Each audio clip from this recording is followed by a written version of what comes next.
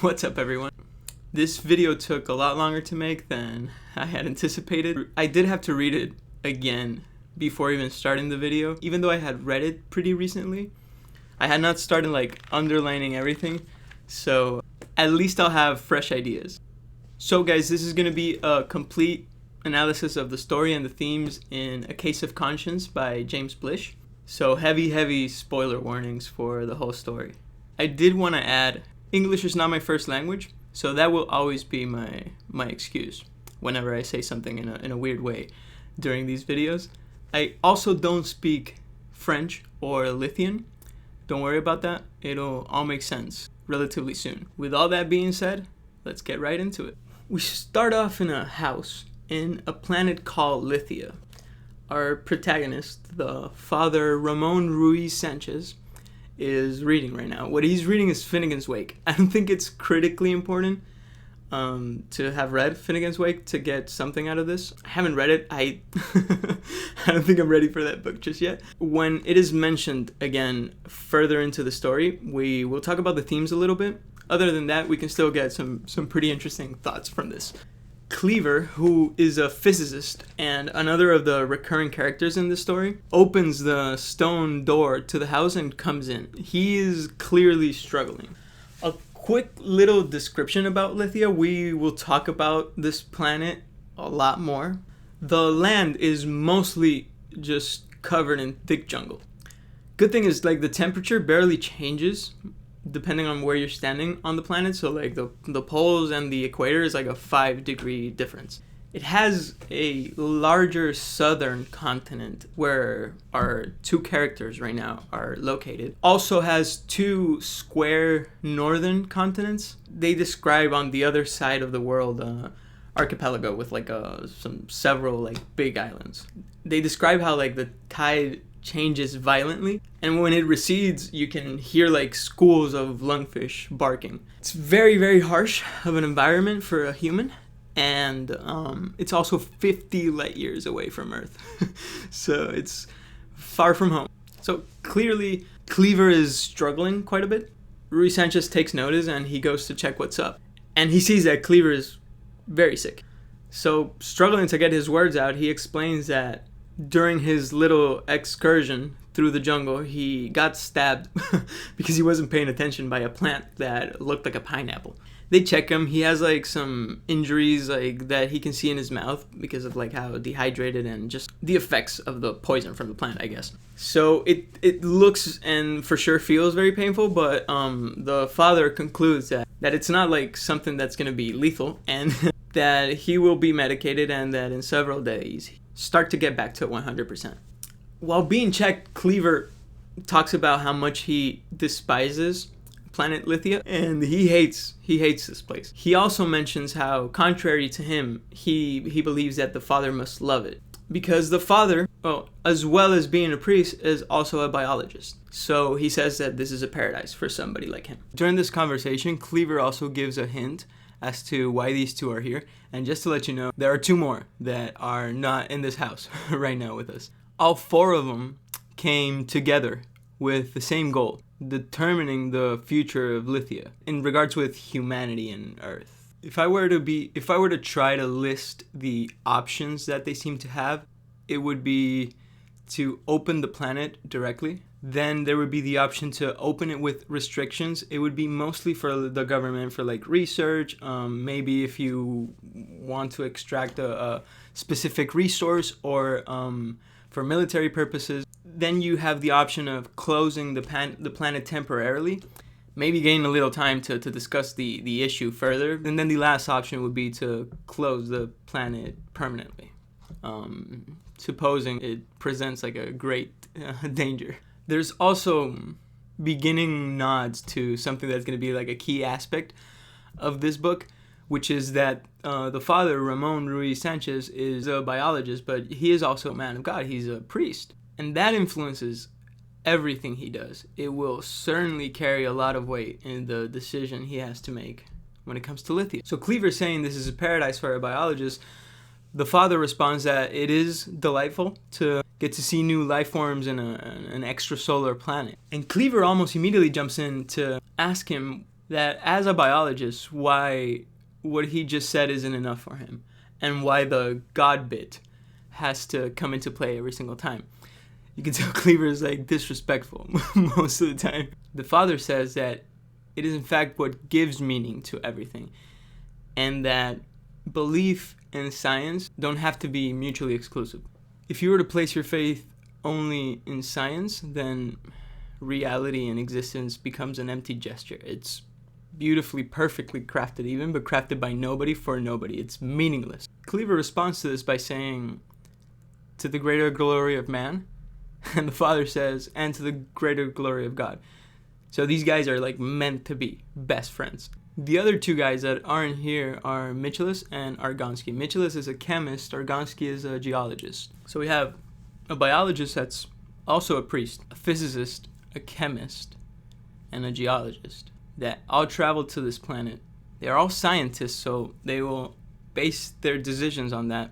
But for Ramon, it'll be a case of conscience. Really early in the book, they also make a mention of why this decision that they have to make has any real complexity at all.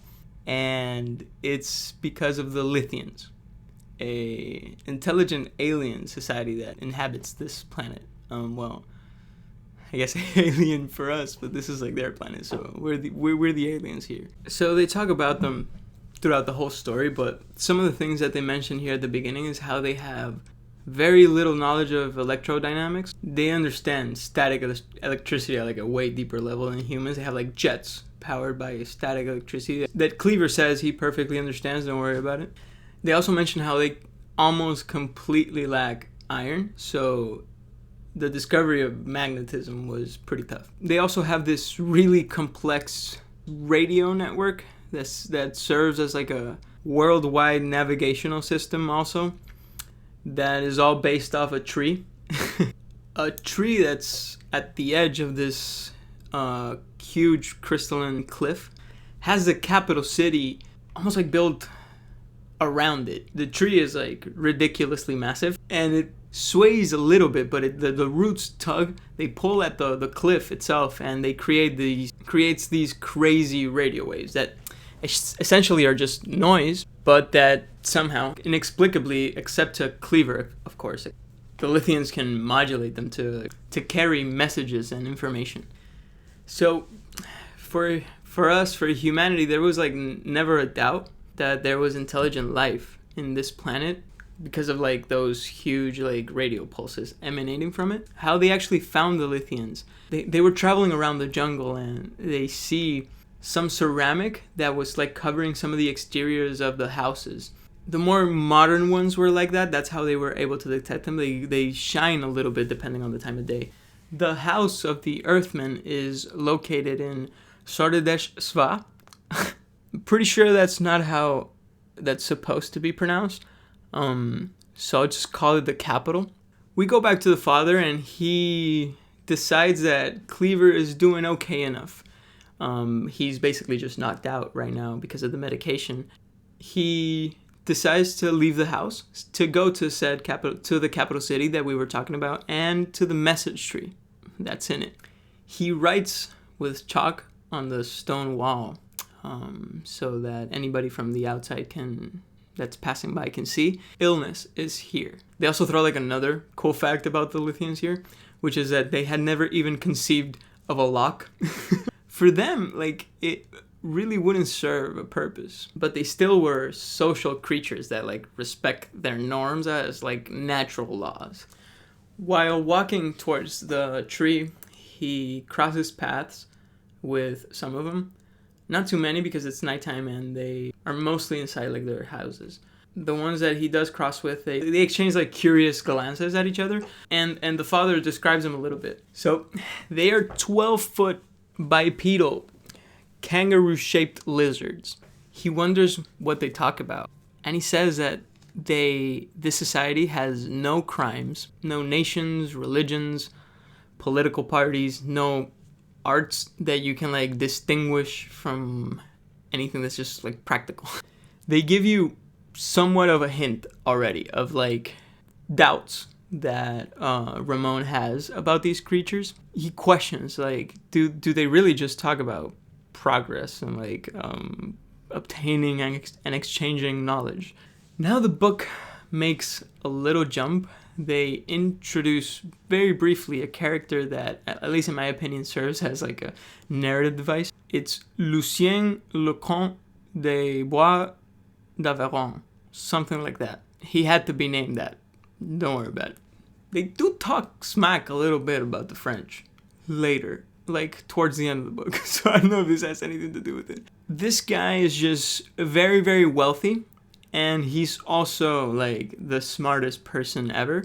So like he serves as like an aristocratic connection, right? So in that sense he's important, but not really to like the themes. We will briefly like mention the things that they credit him. So I guess for now it's important that you just know it's a name that you'll hear in the future, and that he has been like heavily involved with like developing space travel for humanity. The father here also says something that I find is pretty interesting, and it aligns a little bit with what he said previously to Cleaver. When he's talking about the Hartel equations, that's like the equations that Lucien, the Count, along with other people created for allowing space travel. He says that he doesn't understand a word of it, but it was doubtless perfectly simple once you understood it. He says, almost all knowledge, after all, fell into that category.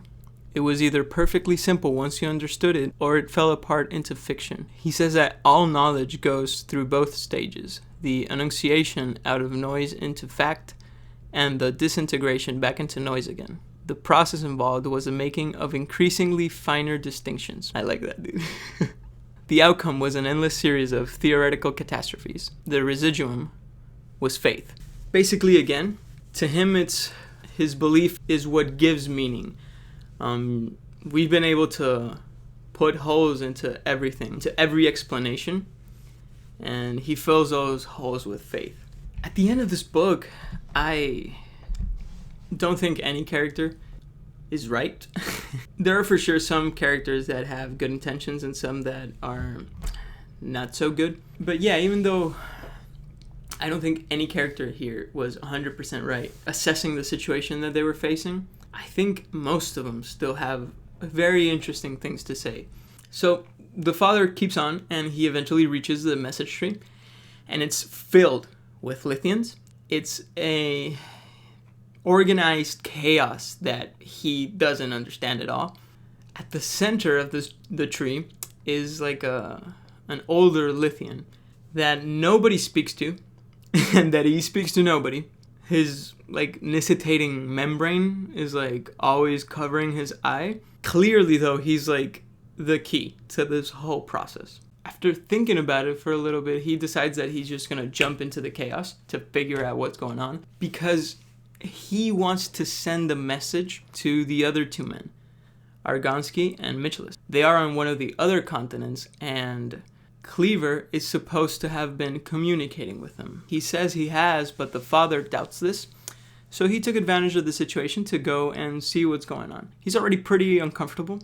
The tree is very, very complicated, and Cleaver does not speak Lithian. The father did learn how to speak Lithian. So the father thinks that there's no real way that Cleaver could have used the tree to message Michelis and Argonsky. He thinks that he might have other ways to do it, with like maybe some other sort of like private communication that the father isn't aware of, but he still wants to make sure. He starts to like actually go inside the tree where all the Lithians are going crazy. He is pulled back by his friend, who I believe you pronounce his name Steka. Steka is a Lithian that had already met the father, and they had spoken about chemistry and medicine, I believe. The father explains what he wants, and Steka basically tells him that he will need a lot more time to ever understand how the tree works, and so he offers to send the message for him. The father really appreciates this, agrees, and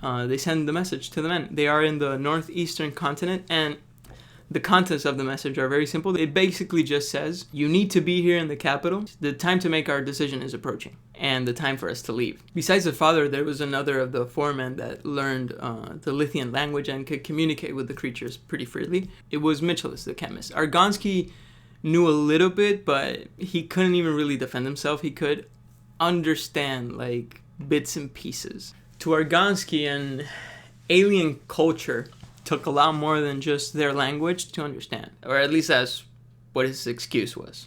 Cleaver basically just outright refuses to learn anything Lithian and says have him learn English, and has a tendency to never really call them Lithians. He calls them snakes. So yeah, as we said previously, that just makes it very, very unlikely that he ever sent the message through the tree. So Stecca comes back. He says that it was sent, but it could not be received. The men weren't there, and they had not been there for days. Cleaver said that he had spoken to Michaelis the day prior, so this surprises the father a little bit. Stecca notices the discomfort that his news brought the father, and he says something very interesting. He says, I dislike to bring it to you. The words you brought me when first we met were full of good. The father doesn't really pay attention to this. He's like, yeah, don't worry about it, dude. Thank you. He says, no man can hold the bearer of the news responsible. The Lithian says, the bearer also has responsibilities. At least that is our custom. No act is wholly free. And as we see it, you have lost by our exchange. He says that his words about iron have been shown to contain great good, because he's basically been teaching them about magnetism. I would take great pleasure in showing you how we have used them, especially since I have brought you in return an ill message. So he says that without prejudice to his work, he would like to offer his house to the father so that he can expose this matter. Already from the beginning, dude, you can see just how chill the Lithians are, bro. They are so chill. I love them. So Rhys Sanchez has been wondering what they even talk about, what they even do in their free time when they're not outside, when they're in their houses. Do they have night thoughts? Do they have anything that's not just straight up positive? So this invitation is just so hype. He calms himself down though, because there's a debate in his mind. He feels responsible for Cleaver, but this is his first chance of getting a glimpse into the private life of the Lithians, and maybe their moral structure, where God had put them, he says, between good and evil. And here we get some of the words that are a hint of the base of the argument that the father is constructing for Lithia. He says that until he knows their moral structure, where God put them in the good and evil, he feels that until he knows that they are only falsely good. These all-reason organic machines with no soul. Cleaver wasn't in a real great danger, at least for his life. And the father says that he is almost stupidly strong.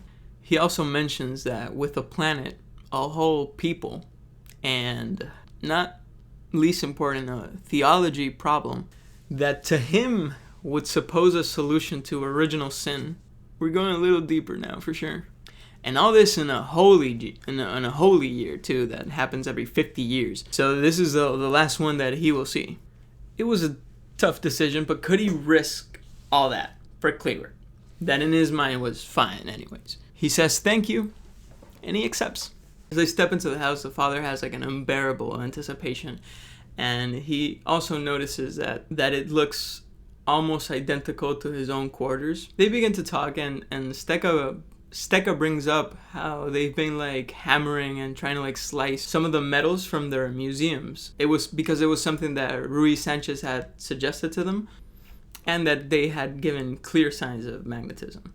They briefly mention how they don't have anything even remotely close to the asteroid belt as we have in our solar system, and how it creates the showers in our planet that are missing in Lithia, and why they don't have a lot of the resources that we do. To the Lithian, an arrangement like this is very hard to understand. Rhys Sanchez gives some answers, but he isn't really convinced by any of them, and the Lithian says that there seems to be no way to test these answers, so that to any Lithian would make the original question meaningless. They don't go really into too much depth into the explanation of the asteroid belt itself. It's more to like highlight how these creatures think.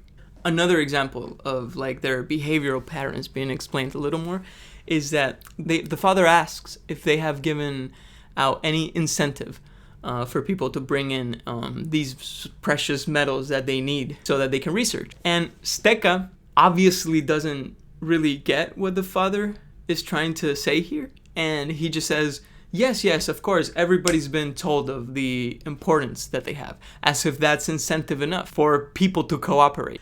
Maybe for us, no, but for them, it's just the law, the natural law. This is not the answer that maybe Ruiz Sanchez was expecting or maybe even wanting, but he then realizes that he can't find the word for reward in the Lithian language, and incentive was as close as you could get. If you were to offer them money for like every meteorite, it would baffle them. Like, money to them is not like a concept. It doesn't exist. It doesn't really make sense. There's no word for greed either in their language. There's another small example here where the father says that a good way of concentrating the traces of metal would be first finding an iron-fixing bacteria. After some explanation, Steka agrees and says that they'll begin like sampling the soil immediately. The father then asks if they would make a subculture of this species of bacteria for him, so that when he goes back to Earth, he can rub it in the faces of some of his scientist friends. This made the Lithian like visibly uncomfortable. Like, he recoiled to what the father just said. He tries to clear it up, and he thinks about how they have no metaphors, no poetry, and again, no creative arts. Steka says that he is welcome to like any of the results from this, and that it's actually a relief. The innovator is actually asking for something now, because they face a great problem, which is when somebody creates something that greatly improves life for their society, they feel an urgent need to give back.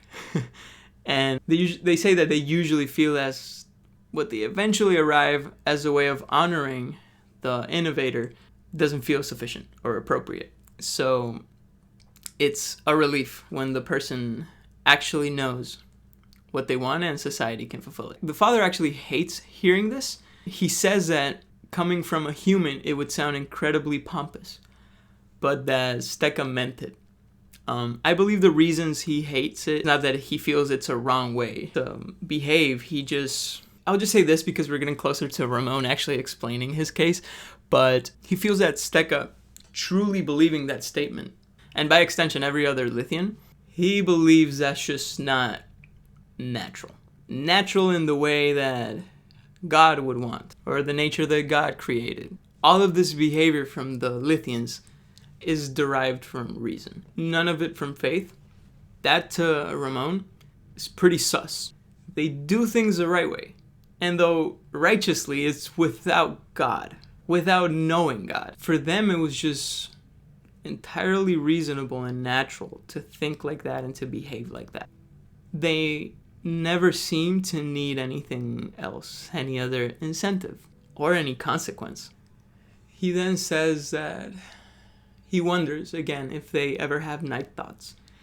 And he wonders if there can be a reasoning being that exists without being paralyzed by the meaninglessness of action. Again, we see this theme where his existence, his entire being, is intrinsically tied. And not only his existence in general, is intrinsically tied to a divine purpose. To me, he's deeply, deeply afraid of the void that is left if God doesn't exist. I feel like he, maybe in a deep, deep part of his mind, knows that if he were ever to view existence without a God, he would fall into nihilism, and I think he's scared of that. Throughout the book, he always tries to tie reason and faith. And I'm not saying you can't do that. He feels the tensions between the two when you try to create the perfect theory for everything by aligning them, and it just makes him deeply uncomfortable. Going back to what the father is thinking and his situation. Moving away from my own ramblings a little bit, he wonders, could it be that the Lithians have, since they have not been born of man, had they not left their Eden? And he also wonders if men are worthy of living among them, if that were to be the case. He tells Steka that the choice he has to make when it comes to his planet is not yet resolved in his mind, and that he needs to ask some questions. And Steka fully agrees without an issue. He first asks how they die. He knows that they have a word for it in their language, but he wonders if it means the same thing. Steka says that death means to stop changing and to just exist. A living entity progresses along a line of changing equilibriums, and when that progress stops, the entity is dead. The father mentions to him that he's relieved because he thought that they had escaped this evil, to which her reptilian friend responds that he doesn't see it as an evil at all. He says it's even desirable because resources are not inexhaustible. They also can't just go and take from other planets because the arrival of our human friends reveal that there are other living, intelligent beings in other planets and they just can't take from them. So death is not only necessary but desired to keep a balance. The second question he asks, this is an interesting part. Why? Even though he's been on the planet for a while, he walks the streets, he sees inside their houses sometimes. He only sees adult Lithians. Where are the children? Steka gets into a little bit of an explanation about how the females have abdominal pouches, and that's where they keep their eggs. Once a year, they go and they have to choose which male they want to fertilize the eggs. Ramon asks if the decision is made by reason alone, by emotion alone, by both. The answer he gets is that both of them are the same thing in the long run, and that after selective breeding, their emotions don't go against their genetic knowledge, which is a crazy concept, and I believe is the key of all the misunderstandings, not all of them, but a lot of them, that occur in this book. We'll get into it, I promise. He explains that at the end of the season, they all go to the sea, and the females birth their children there. The males protect them, because they're like, in the sea is where like most of the actual predators live. He then says that after that, they just go back to their houses and continue with their lives until the next mating season. And he says, as if we would just perfectly understand this, that the children just take care of themselves. And even though some perish to the great fish lizard, most of them make it. So our priest friend here is horrified and confused.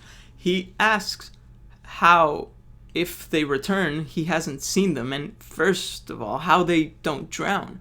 Steka suddenly realizes the source of the tiny confusion that was caused right now. He says that as mammals, we keep our children in the nest, and that they get to know us, we get to know about them. For Lithians, that is not possible. He asks his guest to follow him, and he opens the door towards the outside, and he asks if he can hear them. He says that in the beginning it's difficult for them, but they're already done with the hardest part because they're out of the water now. The father realizes what he should be listening for, and I briefly mentioned this, maybe purposefully, in a simple way, but he says to the Lithian, Steka, your children, the lungfish? Yes, those are our children. It's the next day. We are back now at the original house where the father was with Cleaver. The father is still at Steka's house, but we hear the voice of Argansky calling for Cleaver to wake up. So it seems like the other two guys are finally at the house. Cleaver is almost completely knocked out, and so he can barely speak, but he does realize that Argansky made it back, And so the only thing that he can like really manage to get out is how the hell. Argonsky understands that what he means is how did they get there. Argonsky says that they came in with copter from the lakes. He says that since there was no communication, they wanted to make sure that everything was all right. No communication, huh? Michelis, the chemist, appears and tells Argonsky to stop talking with Cleaver. It'll only make him feel worse, especially because they don't know what's affecting him, and they don't know what happened to Rhys Sanchez. Why isn't he here? They really doubt that he would have left Cleaver like this. They find some pills that the father had made, and they find like a syringe, like cooking in a sterilizer. The pills they can use, the syringe has no notes, so they don't really want to use that. The father's the one that would have known. Paul Cleaver struggles for a while to take the pills. Kind of seems like he doesn't want to, but eventually swallows. They wonder if the father went visiting a Lithian. He did. They're not sure about that. And Cleaver gathers like all of his strength to call for Mike, Michelis, the chemist. He comes into the room and asks, "What's up?"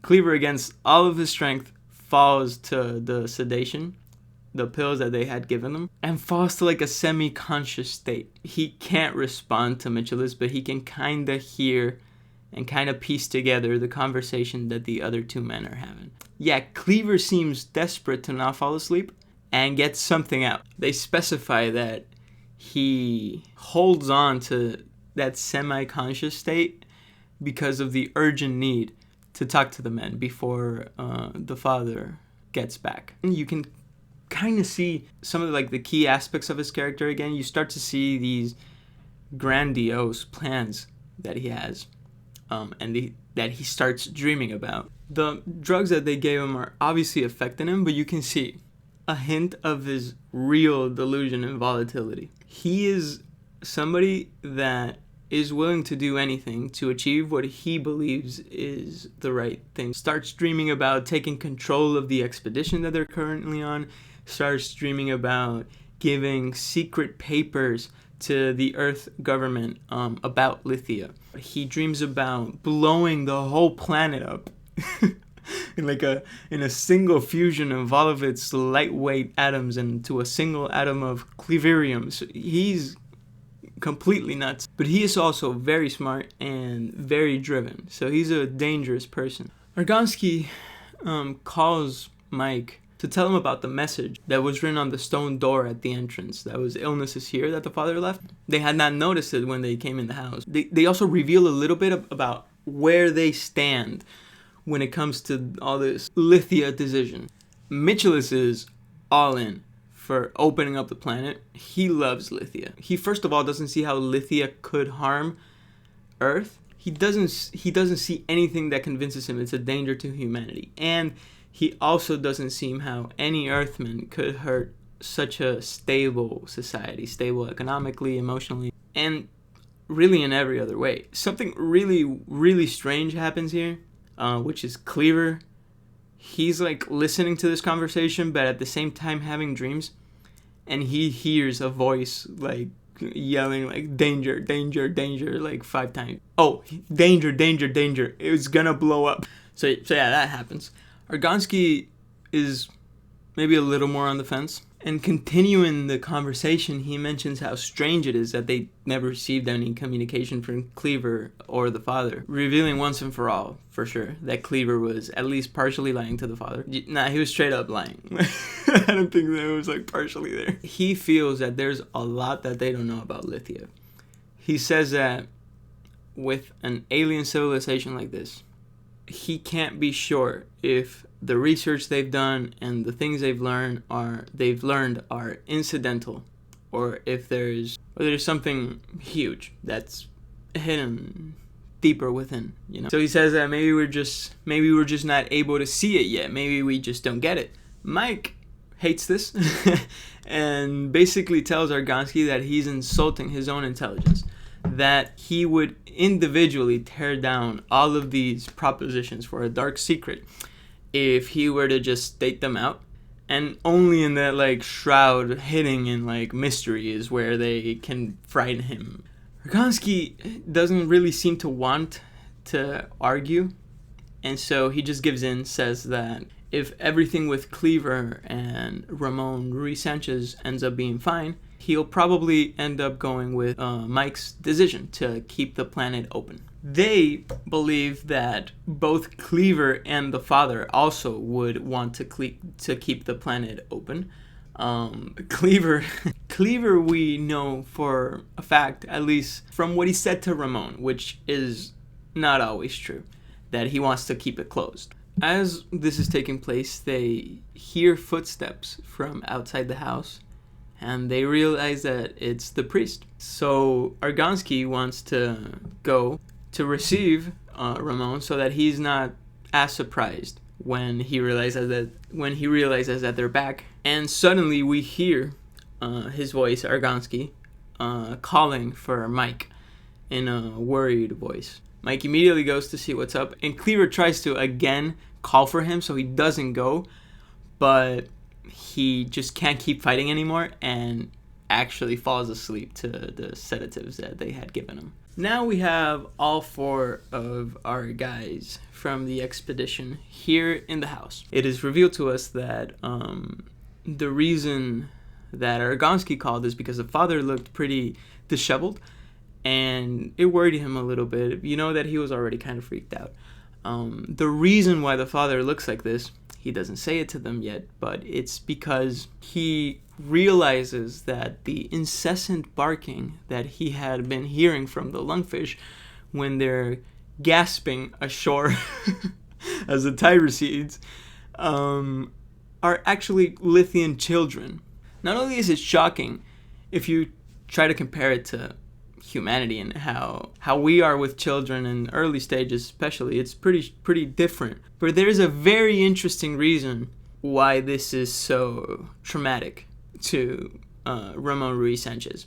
What I just said is part of it, but the main reason is something else. And it'll all be disclosed in the full case that he makes. We're getting a lot closer to it. The father explains to the newly arrived guys that Cleaver got stabbed by a plant that looked like a pineapple. He says that since they gave him more of the pills, they probably overdosed him, but that he should be fine, and it's probably good for him to just rest for a while.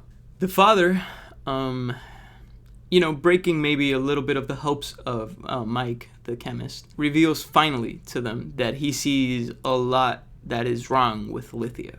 The men agree to rest before getting into this conversation because they are all going to expose their thoughts. So they decide to sleep. But before that, they ask the father why Cleaver and himself had not communicated with him at all. And the father responds that he thought that Cleaver had been communicating because that was his responsibility, and he had been saying that he had been having regular conversations with him, and that he had not realized that it was a lie until Cleaver fell ill. They agree to sleep on it. So our priest wakes up, makes breakfast, and out the window he sees Steka. I love Steka, bro. I get so hyped when Steka's in the story, dude.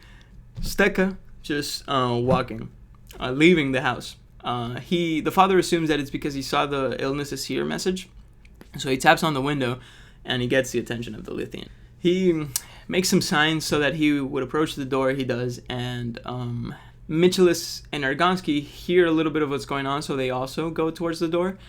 And the 12-foot Lithian is there, looking down on them. The father introduces the humans to Steka, and Steka to the humans. He also explains that the chalk message was for a treatable poison and nothing else. Steka says that he brings a gift that he could not give Ramon yesterday, and that he's glad to see his friends. He wonders if that means if the message was not in vain.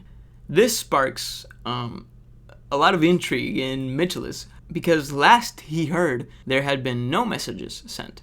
So this was a little bit of a surprise. So remember that he speaks Lithian, so he was actually the first to learn. He directly asks Steka what this message is, and the Lithian says that he sent it from the message tree, but that they had already departed, so they couldn't receive it. So now Mike directly confronts the father about this, and the father says that he did that yesterday, that he sent the message through Steka because no human would have been able to understand the tree in the time that they were given here. It's funny because even though Michelis speaks Lithian, he cannot ask Steka whether the father is lying or not, because that's not really something that the Lithians have in their vocabulary. That's not really something that they do. They don't have lying, they don't have murderer in their dictionary. It's just something that doesn't exist for them. So he kind of asks in a way if it's accurate, or he can validate it in a way, and Steka says that for what he understands, it's valid, but he's still kind of confused about it. Feeling the tension, Steka starts to feel bad about it, and so he just leaves and says that he will bring the gift at a better time. He does this very gracefully. They always seem to know. They always seem to know what to do in situations like this. They acted without a second thought, and they would just do the right thing. Again, the father says, they have no night thoughts. And then he says what his real argument is. He says it in sort of a cryptic way, not too cryptic, but it's not overly direct either. We'll get really, really in depth into this. But he says, no night thoughts. And why should they have them? If he was right about them, they were backed by the second highest authority in the universe. According to Sanchez, them never being tormented by indecision automatically makes them of that authority, born of that authority. Only the children of God had been given free will, hence they were often doubtful. So the father said this to himself in his mind. He didn't say it out loud just yet for his expedition partners to know. But what they do say is that they need to go back inside, clear all this up, and start talking about the decisions that they're going to make. They say that if Cleaver is sick, then I'm sorry, but he might just not be a part of this. Right after that, we hear Cleaver's voice basically saying, there's no way you are doing that. He is standing in the middle of the hall, and he ripped the IV from himself, and he's just bleeding from there. But there's no way that he's letting them talk about this without him. So yeah, everybody's here now, and everybody's gonna get a chance to speak their side. Cleaver says that he isn't as sick as he looks. He will be damned if this commission proceeds an inch without him. It isn't empowered to do so, and that he will appeal any decision that they come to make without him. Ramon says that he is in his full right to endanger himself if he wants to, and that he does look to be better. What he does say is that he wants Cleaver to first get changed into a robe, get cleaned, and overall get into a better state. Cleaver does not object. He says that he wants to be heard, not to be a hero. It took like half an hour, but they're ready, and they start the recorder. They have to record the conversation, recorded in its entirety, and that will be basically their vote that they take back to Earth. They ask Cleaver again if he's sure. He says yes. The first thing that happens is that Michelis asks him, why didn't you communicate with us? Cleaver says that he just didn't want to. Again, they freak out and they tell him, Paul, you're going on record, bro. And they even give him like a sort of hint to get out of the grave that he's already digging for himself, according to them. And they say, wasn't your silence just you being unable to work out the local messaging system? He appreciates Argonsky, who was the one that said that, but he says that it's not the case. He knew exactly what he was doing, and he knows that now he cannot set up any alibis for it. All of his chances went out the window because of the pineapple, and that he fought with all he had to get through to them before they could speak to the Father, but he just wasn't able to do it. He says he's a realist, and more than anything, he's banking on, and he's really banking on some of the guys in the commission to understand his reasoning. He's pretty confident that he'll be able to explain why he lied, and that they'll be just pretty chill, you know. So Mitchellus tells him to begin speaking then his reasons, and Cleaver is clearly enjoying the situation, but he starts by saying he didn't communicate because he didn't want to. He could have perfectly resolved the problem of the tree. Not only does he already understand the technical problems to a degree, and he would have perfected it according to him. He also says that even though he doesn't speak snake, the Father does, and that just bringing him along would have circumvented any issue of communication. You know, he could have just gotten a Lithian to send the message, just like the Father did. He says that the tree is not only like nothing he's ever seen before, but he would put money on nothing else like it existing in the galaxy. He says that his plan was for them to be completely in the dark. He wanted the other party to be completely in the dark, and he wanted them to expect the worst, and he wanted them to think that the Lithians did it. He says that he would have had proof for when they got back to make it seem that he couldn't send a message because the Lithians did not allow him to. He says that it all came to nothing, but that it would have been conclusive if his plan would have gone according. They still ask him if he wants to turn off the recorder, and he says to lose the key. The Father finally speaks to Cleaver, I believe, the way he wanted to. It's just that now he confirmed the type of person that he is, and he tells him basically that his run-up with a pineapple was no accident, and it's just his ego not allowing him to learn about the planet that he is in right now, and that if he would have just put a little effort, he would have been able to at least understand the Lithian language a little bit and communicate enough to get a message out. Cleaver says that maybe that's true, but that there is one fact about Lithia that overrides everything else, and that niceties in extreme situations are nothing to a man like him. They tell him, finally, listen, man, you expect us to all be on your side when you tell us your reasons, so let's hear your reasons. He first talks about how much titanium you could get from here. I don't think this is of any importance to Cleaver, but it's just a way for him to maybe sell it a little more. Mitchellus says that the geologist Argonsky had already told him this, and that yes, it would solve our titanium problem for years, but that he doesn't really see that as sufficient reason for him to do all that he did. Then he asks about pegmatite, and he mentions how much lithium there is.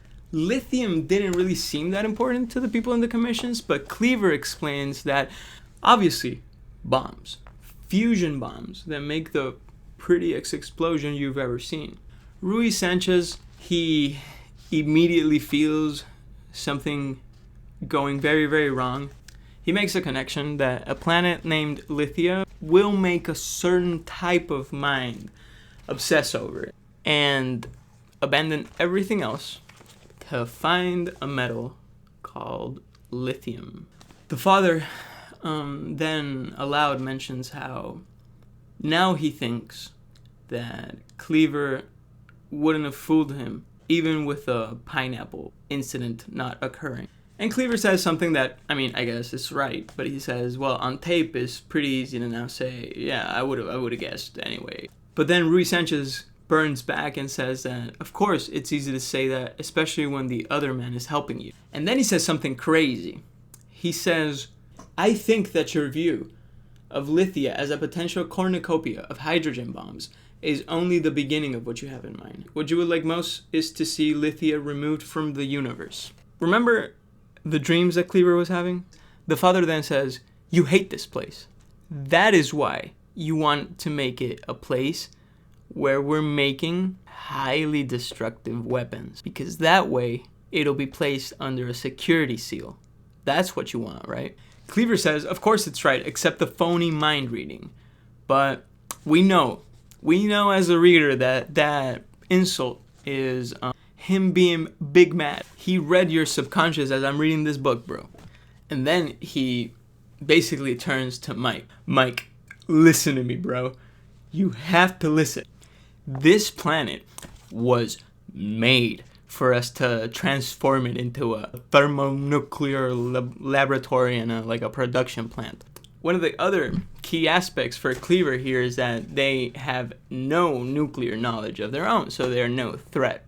He says that the snakes have no clue about it, and that it all depends on iron and other materials that they don't have, on principles that they don't know.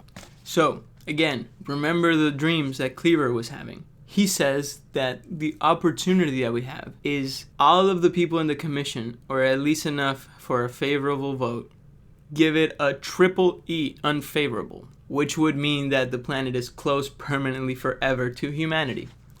But at the same time, they want to create a secret report that they're going to give to the UN, which is basically a new world order, like a worldwide government now. They're going to give a secret report to them where they expose the real plan for Lithia, which would be to make it a triple A arsenal for the whole world. The father then asks the reason. Why are you making these weapons? Cleaver basically says that the UN can always use weapons. Thermonuclear weapons don't have the shelf life that these fission bombs will have. So he says that the government is going to be very, very interested in being able to stockpile for an indefinite amount of time without having to worry about the shelf life. Crazy planet-sized arsenal. He mentions how there were still some rebel nations in the world. That's something that we're going to get into a little later. But the Earth in this book is different from how it is. And it's not only like the space travel thing. It's like the whole structure of like how the nations work is a little different. He mentions how some of the rebel nations still existed a while ago, and that could be a good way to deter that. And that more than that, humanity exploring other planets, they're bound to eventually find another race that maybe they're like us, so they'll fight and the bombs will help. And he also mentions how they could fall into a planet that's like the border, like the frontier of a whole federation, and that what if they are not friendly, you know? So he's basically giving reasons why the higher ups would agree with his plan. He says that with the fusion bombs, you can clean up the matter with the least amount of life lost. Ruiz Sanchez says, on our side. And Cleaver says, that's the only side there is. To Argonsky, already this makes perfect sense. He's on Cleaver's side. Mitchell says he's not ready, and that it still doesn't make sense to him why he went through all the cloak and dagger. Makes a good point that he is very confidently trusting only his argument right now. Why couldn't he do that from the beginning? Cleaver says that no, he couldn't just trust the force of his argument from the beginning because he'd never been in a commission like this before, where there's no like assigned leader or chairman. He says that where there is a man whose head is filled with Pecksniffian irrelevant moral distinctions, and 3,000-year-old metaphysics carries the same weight as the voice of a scientist. Also, he mentions how there's like deliberately 4 members so that there could be a split in the votes. At least when it comes to Ramon, he's not holding back punches, and it's said by Michelis that that's loaded language, Paul. Cleaver says that he wonders how a man goes from being as good as a scientist as that, but also a good Catholic. He doesn't know where they keep the part of their self that is the believer and where the scientist is.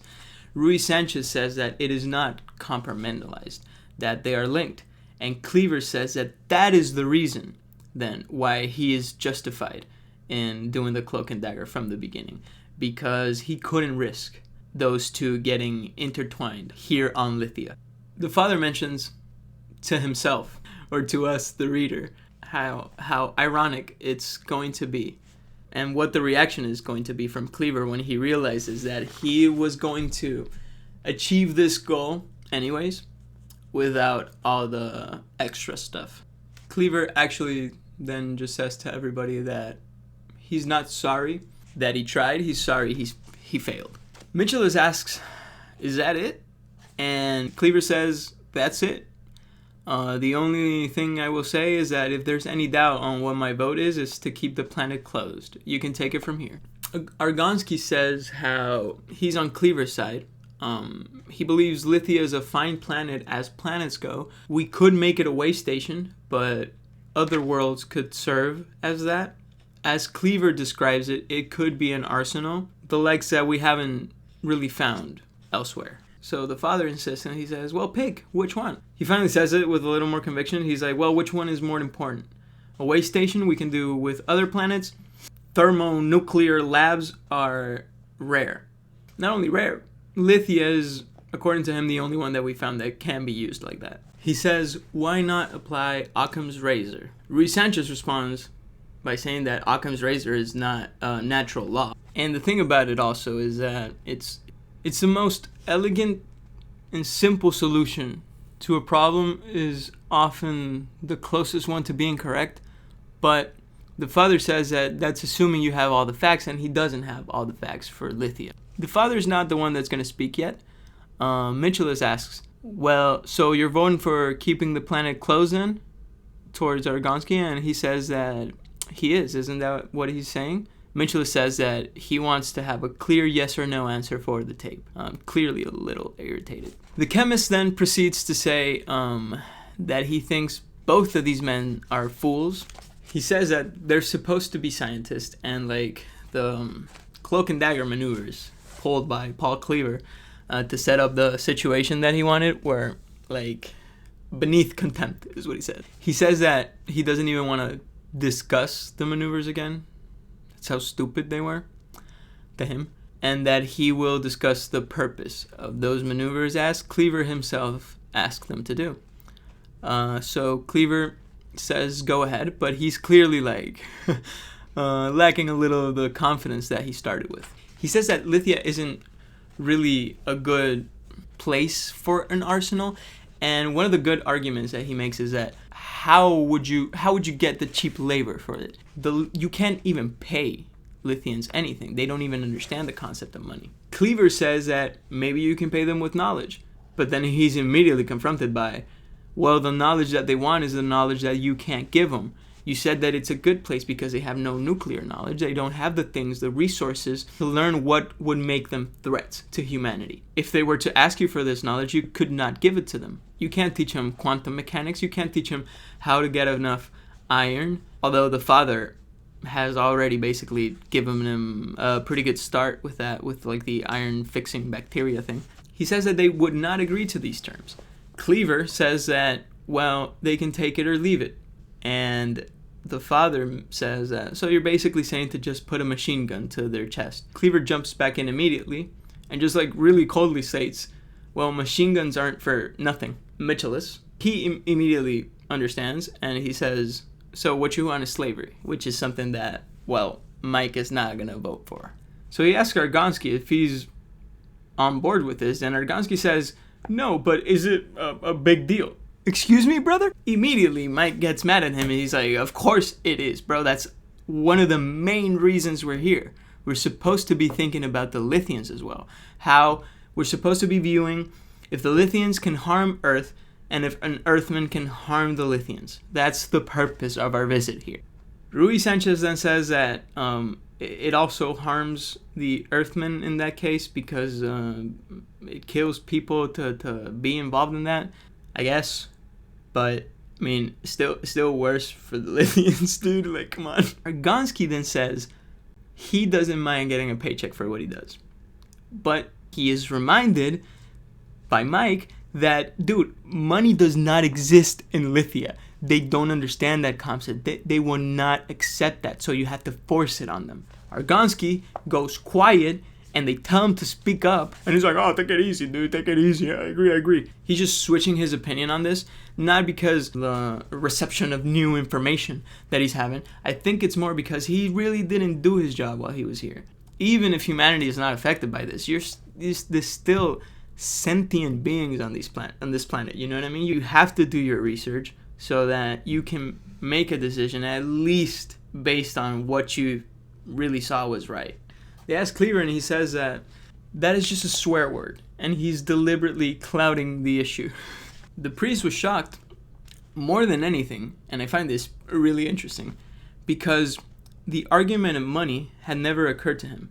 Mitchell had unknowingly hit a sore spot, and how he sums up the sore spot is, he says, the groggy old church has gone toothless, no longer holds against Neshek. The fat has covered their crow's ears. Neshek is loaning money to collect with interest, which the church, especially their beginnings, had considered a sin, the sin of usury, but now accepted. I really like these parts of the book where Rui Sanchez sees that the Lithians are way closer to the ideal morals of early Christianity specifically, and how he compares that to the current church and how it's gone through many transformations and how it's changed a lot of the meanings and a lot of the ways that it looks at certain things. After this little tour inside the mind of Ruiz Sanchez, we listen to Michelis again, and he asks Cleaver that even if you were to try to hide the key information from the Lithians, you think that they would not be able to learn it? They are highly, highly intelligent. There are some things in which they are behind humanity, but there are a lot of things in which they are more advanced than humanity. And a lot of the things in which they are lacking is mostly because of the resources. It's just like a technological explosion waiting to happen. As soon as they discover a way to get crucial resources for research, they will advance exponentially. I think Michelis is completely right when it comes to that. The father now finally mentions to the rest of the guys here, we knew this a long time ago, that he has told Steka, and by extension all of the Lithians, I've said this before, but it's just how it works with him, that he told them about the iron fixing bacteria, and that would be a way for them to, achieve the knowledge that Cleaver is so afraid of. Cleaver says that he would like to propose both of what these guys just said on tape as acts of treason. Michelis sees right through this. He says, set me no traps, dude. We're not stopping this tape. And he says that, forgetting everything else, the practical objective that Paul wants to achieve here is stupid. Cleaver asks if Mike has any better ideas, and he says that he hopes. To him, humanity has a lot to learn from the Lithians, and the Lithians have a lot to learn from humanity. He says their social system works better than all of our physical mechanisms. It does so without repressing the individual in any way. The fact that we have to put laws, we have to establish consequences, whether they are these divine consequences or rewards or physical consequences, whether it's the law that we establish, for them it's immediate intuition. They know how it is and they know how to behave, and it's just deeply rooted in their society. They have no deviance. He says that it's in a perfect balance that doesn't seem to be easily altered. Creating a fusion bomb plant here would be the strangest anachronism that he's ever heard. He says that we actively need Lithia as a people. Cleaver asks Argonsky if he likes the pretty picture that Michelis is painting, and he says that he does, that Mike makes sense, and that there is a bonus in going with Mike, and that bonus is that he didn't try to completely trick you about everything that was going on, Cleaver then says that, are we Boy Scouts or something? Any rational man would have done what he did. We're not a pack of do-gooders. And then Argonsky says, what's wrong with being a do-gooder? You want to be a do-badder? What does that even mean? But before you call me any other names, I still think you're in the lead. So Argonsky, even with all that we've talked about, forcing the labor on the Lithians, how they are such a balanced society. They are morally what we strive to be, and they seem to do that without any repression. They have zero deviance, and how we could learn from something like that. he still is on the side of Cleaver. Then Mitchellus says something that's pretty sad. He says, well, Ramon, I tried. And the father inside his head is already saying that what he will do next is going to hurt him forever. It had already cost him hours of agonized doubt. He says that he disagrees with all of the men present, funnily enough, except Cleaver, because he wants to do a triple E unfavorable rating for the planet, meaning closing it permanently. He says that he doesn't agree with why Cleaver wants to do it. Cleaver wanted to close it off permanently, but obviously still with the secret access of some authorized people. Ramon wants to add a special category to it, which is X1. It's a quarantine label, meaning he wants to close the planet off forever to everybody that is part of the human race. So when he said forever, it was hard to tell who was more shocked, Cleaver or Mitchellus. But Mitchellus asks him why, just to tell him why. The father says that he will, but he warns that he doesn't want it to be rejected off the bat just because of like training as a priest and his peculiar beliefs. He says though that the evidence for what he's about to say for Lithia is overwhelming and that it goes against his natural hopes. Cleaver then, making fun of him, says that what he wants us to understand is that his beliefs are religious and hold no weight if he were to state them outright. Which is, dude, have you been listening to yourself? Like, as I said, I don't agree with a lot of the things that the father says. I do think he has better intentions, and I still think that Cleaver is not the guy to be saying that. So Cleaver does attempt to reject outright what the father is saying, but Mike just tells him to continue, and the father does. He literally says that this planet is a setup. He says that Lithia is a paradise, resembling Earth in its pre-Adamic period. He says that that's really where the resemblance stops, because Lithia never left their garden. Cleaver has to say something, so he just says myths. And the father somewhat explains that, like, you don't have to necessarily view it with the lens of religion, but I do admit it's kind of hard to do that when you're talking about the pre-Adamic period, I guess.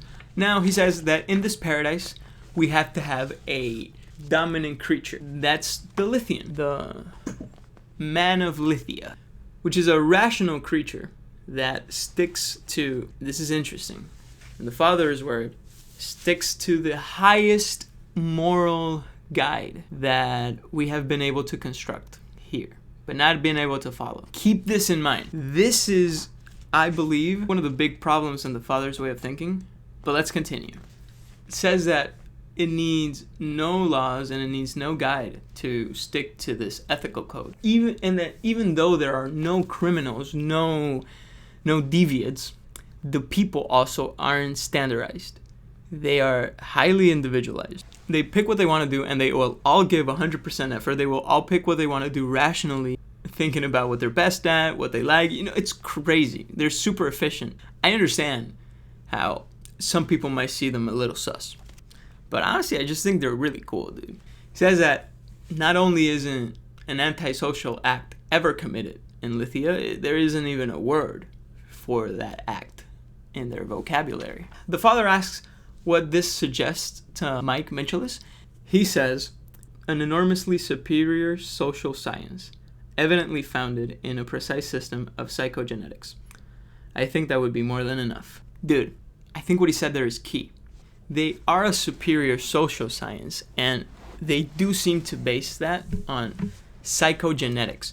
Remember when we were talking previously, Stecca mentions to the father in his house that through selective breeding, they have been able to reach a point where their emotions do not oppose their genetic knowledge. The thing about Lithians is it seems that genetically they have a lot more information from the beginning that is stored there. The way in which a Lithian grows up, and we will explore that a lot more, and where that Lithian grows up, their environment and their code that is written genetically inside them both help to keep this balance. And I think that's one of the mistakes that Mitchell has made. Previously we said how he believes it's not too precarious of a balance, that it's pretty solid, it isn't easily altered. I think it's pretty clear with the way the story goes in the second half. Everything was key for Lithians to be able to maintain this morally superior society. We do get into questions, of course. If like, what does Steka mean by selective breeding? There's a point, the father talking to Steka, and the Lithian reveals that they have had ideas of birth control and even, I think, tried it at some points because of the whole conversation about the resources not being inexhaustible. The father delves a little deeper into it because he wants that to be proof that they are not perfect, because, well, for the church, like if you were to take a medicine for birth control, it would have been frowned upon. But then the Lithian basically just tells him that it's them just choosing not to procreate, and that's basically birth control for them. So that falls apart for the father. So I wonder if their selective breeding is also explained in a matter that's like that, that's maybe not what we would immediately assume. You also get into questions that if we put apart that and you actually could achieve it, and you achieve a society where instinctively inside their genes is their behavioral pattern, which is following this highest moral ethical code, is it still the same thing? Does it still hold the same value? It's not a choice anymore. So is it still morality? If humanity were to achieve that at some point, would we still be able to like say that we're human? It would be completely different to like how we've always been. But yeah, I went on a little tangent there. Going back to the story, Mitchell has just said superior social science should be enough. The father says that he felt exactly like Mike feels currently. So he came to ask himself, how does it happen that the Lithians have no deviance? And not only no deviance, but the code by which they live so perfectly is point for point, he says, the code that we strive to obey. And then he says, finally, what I think is one of his controversial opinions. It's too big of a coincidence.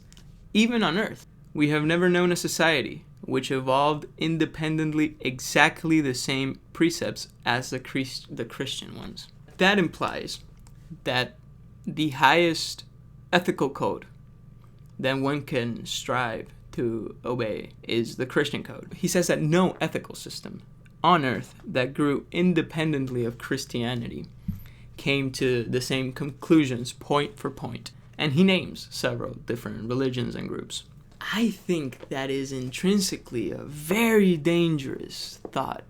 It's difficult because for a man so dedicated, and him describing himself as being part of the people inside Christianity that are meant to resolve theological problems, I understand how for him it's a natural way to think. It's the safe way to think. Because if you want to truly believe, you have to truly believe that you're right. Your God is the one, and that your teachings are the correct ones. It's problematic enough in Earth. Most religions, they have rules, and for a lot of them, and at least Christianity, one of those rules is you can't really doubt it. So I don't think it's 100% a malicious thought, but I think it's certainly dangerous, especially in this scenario, because you are priming yourself for something like this to happen. A whole people that is objectively good. I don't even know if that's possible. You have a whole people that behaves righteously, that are morally good, don't even have deviants that want to hurt anybody, each other or any other race that they could find out there in the universe. And having to equate them with being satanic in some capacity at least, because their mere existence crumbles that belief. And that is simply not allowed. For a man like him, that doubt is not allowed. So he proceeds to say that, yeah, we didn't find that with anybody else on Earth, but we found it with 12-foot kangaroo-shaped lizards 50 light years away from Earth. It's too big of a coincidence. It's a setup. It's sus. He says that he finds it completely impossible, except under one assumption, and that he'll get to that in a minute. He'll get to that in a minute, believe me. Cleaver says that he doesn't understand how a man can stand 50 light years away and be spewing this. Then in Cleaver's, vocabulary says parochial nonsense, to which the father responds that, does quantum mechanics not hold up in Lithia? They seem to. So for him, if he believes in a god in his home in Peru, back on Earth, then he believes that that same God is present here because he believes he is responsible for everything. He says that he finds in the Lithians a people that live with an ease of life that we on Earth associate with saints alone.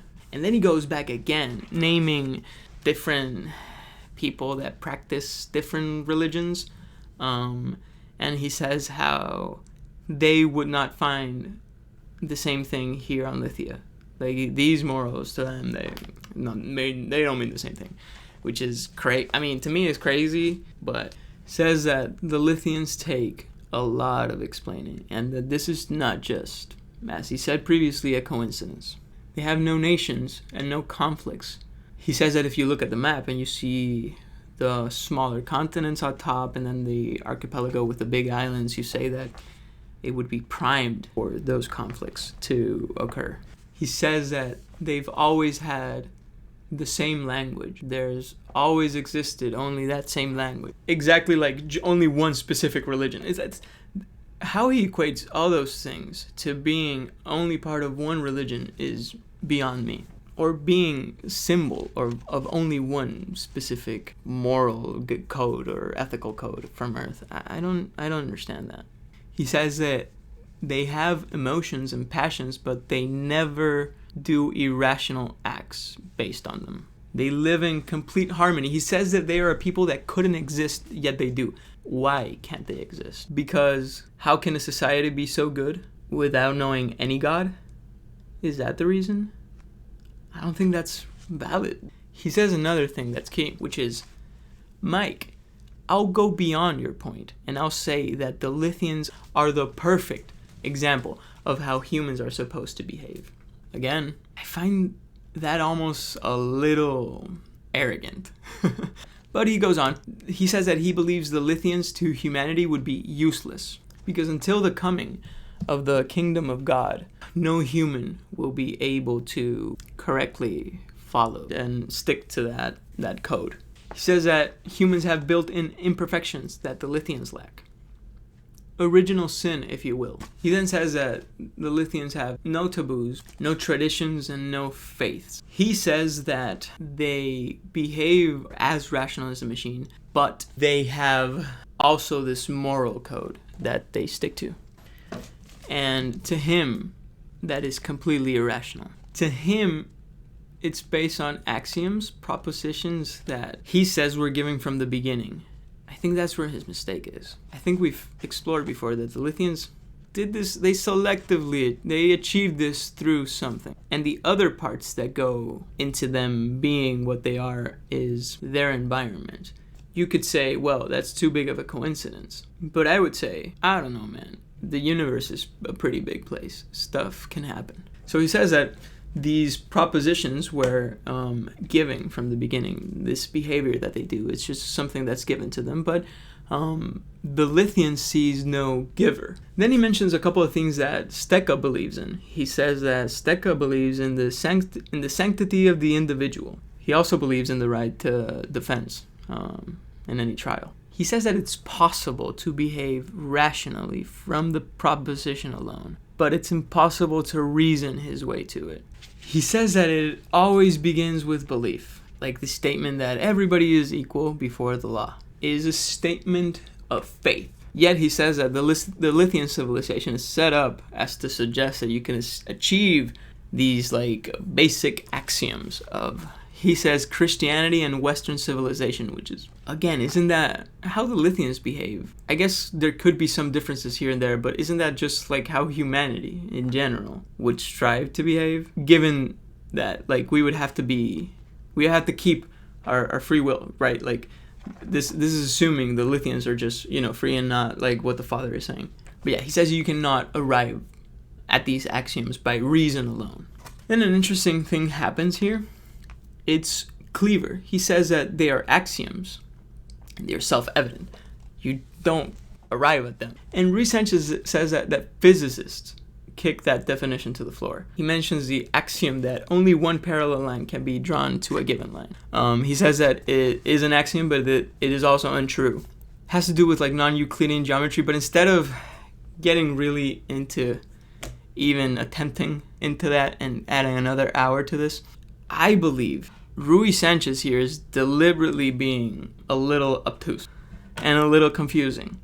The axiom that he mentions is self-evident but also untrue, because it isn't true absolutely in every single system that you can think of.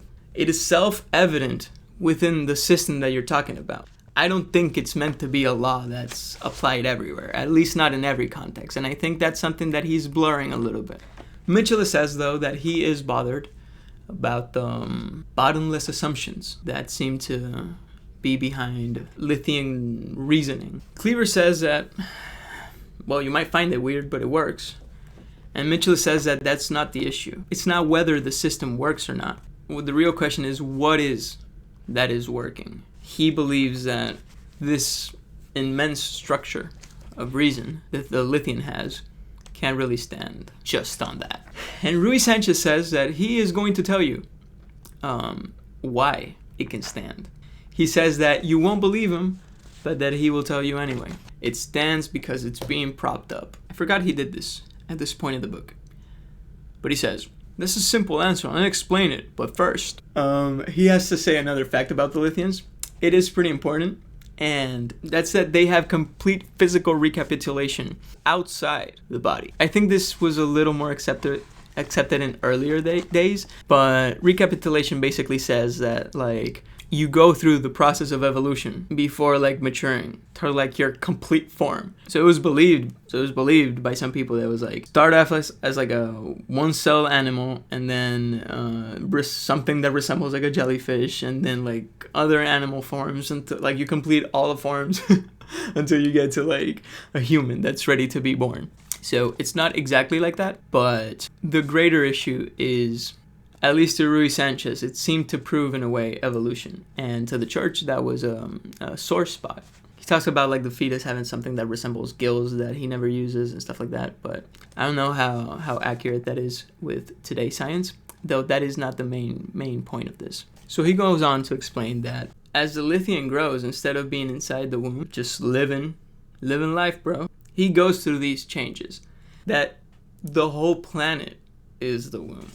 To Rui Sanchez, in essence, this just seems irrefutable proof of evolution, so that God is out of the picture. That is the attempt of something malicious, and that's why it is the way it is. He says that the Lithian female doesn't bear a miniature Lithian, she bears a fish that lives in the sea a while, and then comes to live in the shorelines as like a lungfish. It like gradually becomes stronger and like develops its lungs more, and then grows limbs and walks to the land, and then they become like some little like lizard creatures that are still not like actually intelligent, and they're like hopping around in the jungle, running from like the only predators that are like still on land. Then one day they just grow into adult Lithians, and now they're sentient, get involved in society, and then they do that seamlessly, and then it just works perfectly as a system like that. Ready for education, straight up, they're just ready for life, bro.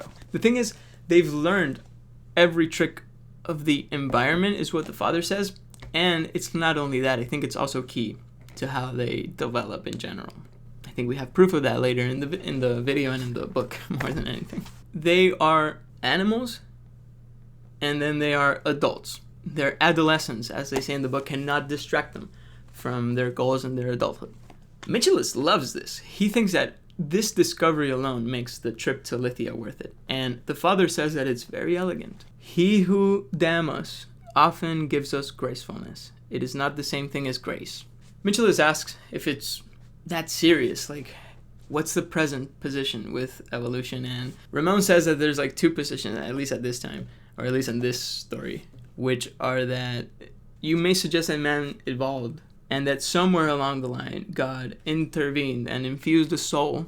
The church says that that's a maybe, but they don't like it because like it leads to people being mean to animals. And then you can also view it as the soul evolved with the body, but the church apparently hates this one, and they're like, no. The church, according to Ramon, thinks the evidence itself is dubious. So yeah, evolution according to Ramon is a no, and Lithians and their planet trying to prove that is just a trick. It's just a trick for humanity to fall into and accept that there is no God. According to him, signs like, for example, a navel, and Adam having one, even though him not really needing one. So the reasoning he gives is that, given my initial axiom, which is that God created everything from scratch, it's perfectly logical that he should have given Adam a navel, Earth a geological record, and the embryo the process of recapitulation. None of these really indicate a real past. I don't like that argument at all, man. It's the next day. So, yeah, I don't really like that argument. I don't know if it sounds like a little bit of a cope.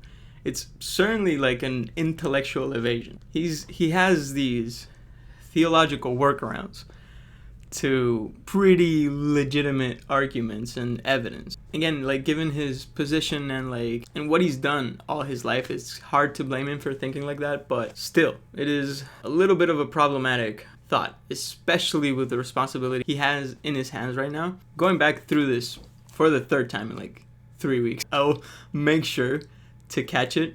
I don't remember if they actually mentioned it, but I would assume the mere existence of the Lithians, of other intelligent life out there, shouldn't that already be a really, really big issue for Ramon? Cleaver says that he thought Hartle relativity was abstruse. The father says, though, that any system of thought becomes that way if examined long enough. So he goes back into the argument that he was trying to word a little earlier, which is that existence is empty and meaningless without a God. He says that when we get right down to the fundamental stuff of the universe, we'll find that there's nothing at all. And that when that day happens, the Father will have his God and Cleaver will have nothing. So that is like an existential fear. I don't know if it does too much for this specific conversation that's happening right now, but they just move on. He says that what we have here on Lithia is clear indeed. And now, finally. So he says, I'm prepared to be blunt. A planet and a people propped up by the ultimate enemy. It is a gigantic trap prepared for all of us, for every man on earth, and off it. We can do nothing with it but reject it. Nothing but say to it, retro me Satanas. He says that if we compromise in any way, we are damned. So Mike is like, bro, why? So the father lists his reasons. 1. Reason is always sufficient guide. 2. The self-evident is always the real. 3. Good works are an end in themselves. 4. Faith is relevant to action. Right action can exist without love. Ethics can exist without evil alternatives. Morals can exist without conscience. Goodness can exist without God. But do I really need to go on? And now a very, very interesting question from Mike.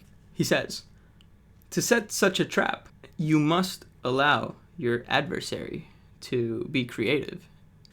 Isn't that a heresy, Ramon? It is specified in the book that he says it as gentle as possible, but still it cut to the heart of Ramon, because it's basically what he's been dealing with for a while now. He's been convinced for a while that this is the case. This is a setup propped up by Satan himself. Created everything. He created the planet, the Lithians, everything, only to show humanity what can be achieved without God. Maybe as proof that God doesn't exist. You have a whole planet that serves as, he calls it the womb, for these creatures. Their recapitulation outside of the body shows you in a very direct way evolution. It is another of the things that tugs at the Father. He initially and still really likes the Lithians, but he tells himself that they aren't real, or at least not real in how reality should be, created by God. They are a farce. So the Father says that it is a heresy. It is called Manichaeism. He says that in other instances, the adversary has tried to sway humanity, but it has failed. He names multiple things. He names hateful, faking evidence, as if that would prove that that evolution is just not real. I think that there are some pretty good arguments. If you want to argue for a God, one of the ones that's always very hard to be convinced by is, whatever you can't prove automatically means God. So he says that the church is not easily swayed, but here on Lithia we have a new type of demonstration. A demonstration that will sway many people. And then he goes back again, I'm sure not in a malicious way, but he just is straight up disrespectful to anybody that doesn't view things like him. And he says that it will sway whoever lacks the intelligence or the proper background to understand that it's a rigged demonstration. And here he mentions what we were talking about. It's evolution, inarguable in a planet-wide scale. It says that it's supposed to settle the question once and for all and rule God out of existence. He says, Paul, Mike, Argonsky. I love how Argonsky, they never really call him anything else. I have nothing more to say than this. We are all standing on the brink of hell. By the grace of God, we may still turn back. We must turn back. For I at least think that is our last chance. What do you guys think? Because towards the end of the book, I think it's also very, very captivating. It'll make you think for a while. Maybe different questions. So it's always interesting seeing like your perspective in the middle of a story when you really don't know what's going to happen next, and then how it shifted or evolved towards the end. The vote was cast, and that was that. It was a tie, and they kind of tell us finally what happens if it's a tie, which is that the vote goes to not really the vote, the question goes back to the higher ups on Earth, and they decide what happens. You say that the commission members clean up their house in Koredesh Sfa. Pretty sure it's Koredesh. I thought it was something else at the beginning of the video for some reason. I'm still pretty sure that's not how you say it though. In the book it's mentioned how the Father, while he's packing up, sees the book, picks it up, and reads the title. It's Finnegan's Wake, the book that he was reading, trying to get an idea on how to settle this case of conscience. And he makes a comparison. He says that he's bound and stamped a tortured human text for the future Jesuits to study him as he did this book as a case of conscience and ask the question, did he make the correct call? They tell him, let's go, Father. We're taking off shortly, and he turns to look at the little outline of the jungle trees, and he sees our good friend Steka. He was standing at the entrance of a little path that the human visitors took to reach the actual Koredeshva city, which is the capital. He notices that he is carrying something and immediately just raises his hand so that Steka can approach, and Steka does. He says that he wishes the Father a good journey, and then he tells him, wherever you may go, I wish also that your road may lead back to this world at some future time. I have brought you the gift that I sought before to give you, if the moment is now appropriate. I love Steka, dude. Rui Sanchez says, thank you. And then he thinks, listen to this. This creature of Satan made him miserable all over again. Made him feel intolerably in the wrong. How could Steka know? In my opinion, you kind of are intolerably in the wrong. I don't think you're a bad guy. I just think you're wrong. I mean, Clear's more wrong, and he's actually a bad guy. Anyways, the Lithian was holding a small vase, and he gives it to the Father. They say the materials that they used to make this have a trace of every element to be found on Lithia, even iron from their museums. They're so nice, bro. He says that on Earth, it'll tell every Earthman a lot about Lithia. And the father says that it's too beautiful to even open. And Stecca says that he wishes for him to open it, for it contains the other gift. The first gift is from the Lithians as a whole. The second gift is from Stecca. He says that the second gift inside is a fertilized living egg of their species. It will have hatched by the time that the commission reaches Earth, and it will be ready to grow up alongside you and your marvelous and strange world. The child inside is a gift, my gift, for it is my child. Of course, appalled, Rui Sanchez takes the gift, shaking. Well, he holds on to it. Stecca says goodbye and walks away. Cleaver asks what that was all about. Says that, again, the snake. Disrespectful Cleaver, dude. He made like a huge deal out of it, and he just gave you like a vase. Rui Sanchez did not answer. It was not the gift that he was expecting to take back home, but the lights dim, the door is locked shut, and they are headed back to Earth. So this is officially the second part of the book, and it's basically just where we left off. We are traveling back to Earth, and we don't really get to hear from the perspective of any of the characters that we've already known throughout this trip back to Earth. What we do get to know is about Echtverchi. Echtverchi is the son of Stecca. Interesting dude. They go very, very in depth into how his environment is throughout these early stages. You remember how the Lithians, throughout their infancy, childhood, adolescence, they are animals. And then they become thinking creatures when they become adults and they're ready for the world, aiding in like developing their society. There's a real focus on how his condition is entirely different, how it is from any other Lithian, from any other being really. Echtverchi's confinement in this tank, for lack of a better word, while he's growing up is crucial to how he develops as a character. He becomes somewhat physically stunted compared to like most Lithians. He will be smaller. He cannot leap as well. He feels really zero connection to any society, because even though the Lithians don't really stick with their kids as we do here on Earth, and as even Stecca mentioned, they don't even get to really know their children and their children their parents. Their development in their planet is key for creating what they become when they reach adulthood. I don't think it's the only reason for his character to develop in the way that it does. Earth also has a big part in that, but it's not just Earth's culture.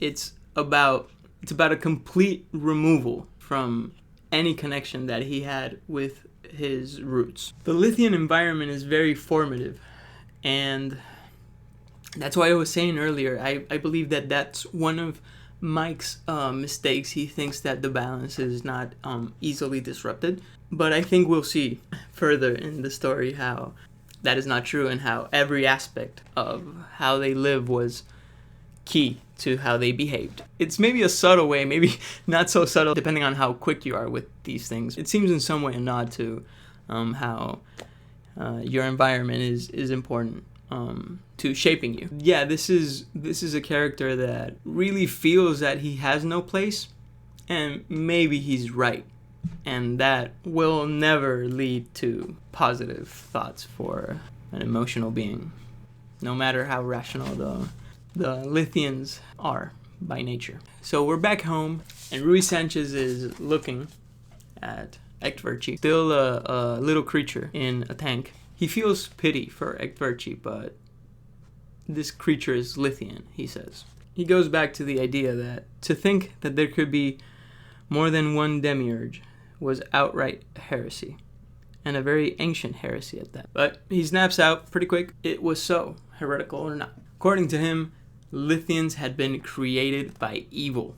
They were a ringing ache in the skull of theology. We get a small introduction of Dr. Liu, who says, "Look at him go," referring to Echtverchi zipping around.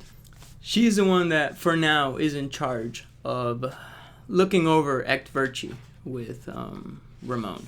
He says that he's a little worried about Echtverchi because he couldn't have explained the Hartel equations to Stecca, even if he wanted to, because they just weren't there when it came to like space travel. So he's not really sure how traveling at faster than the speed of light is going to affect Echtverchi, because time is very important in the development of Lithians. Liu asks why, and the father like cringes.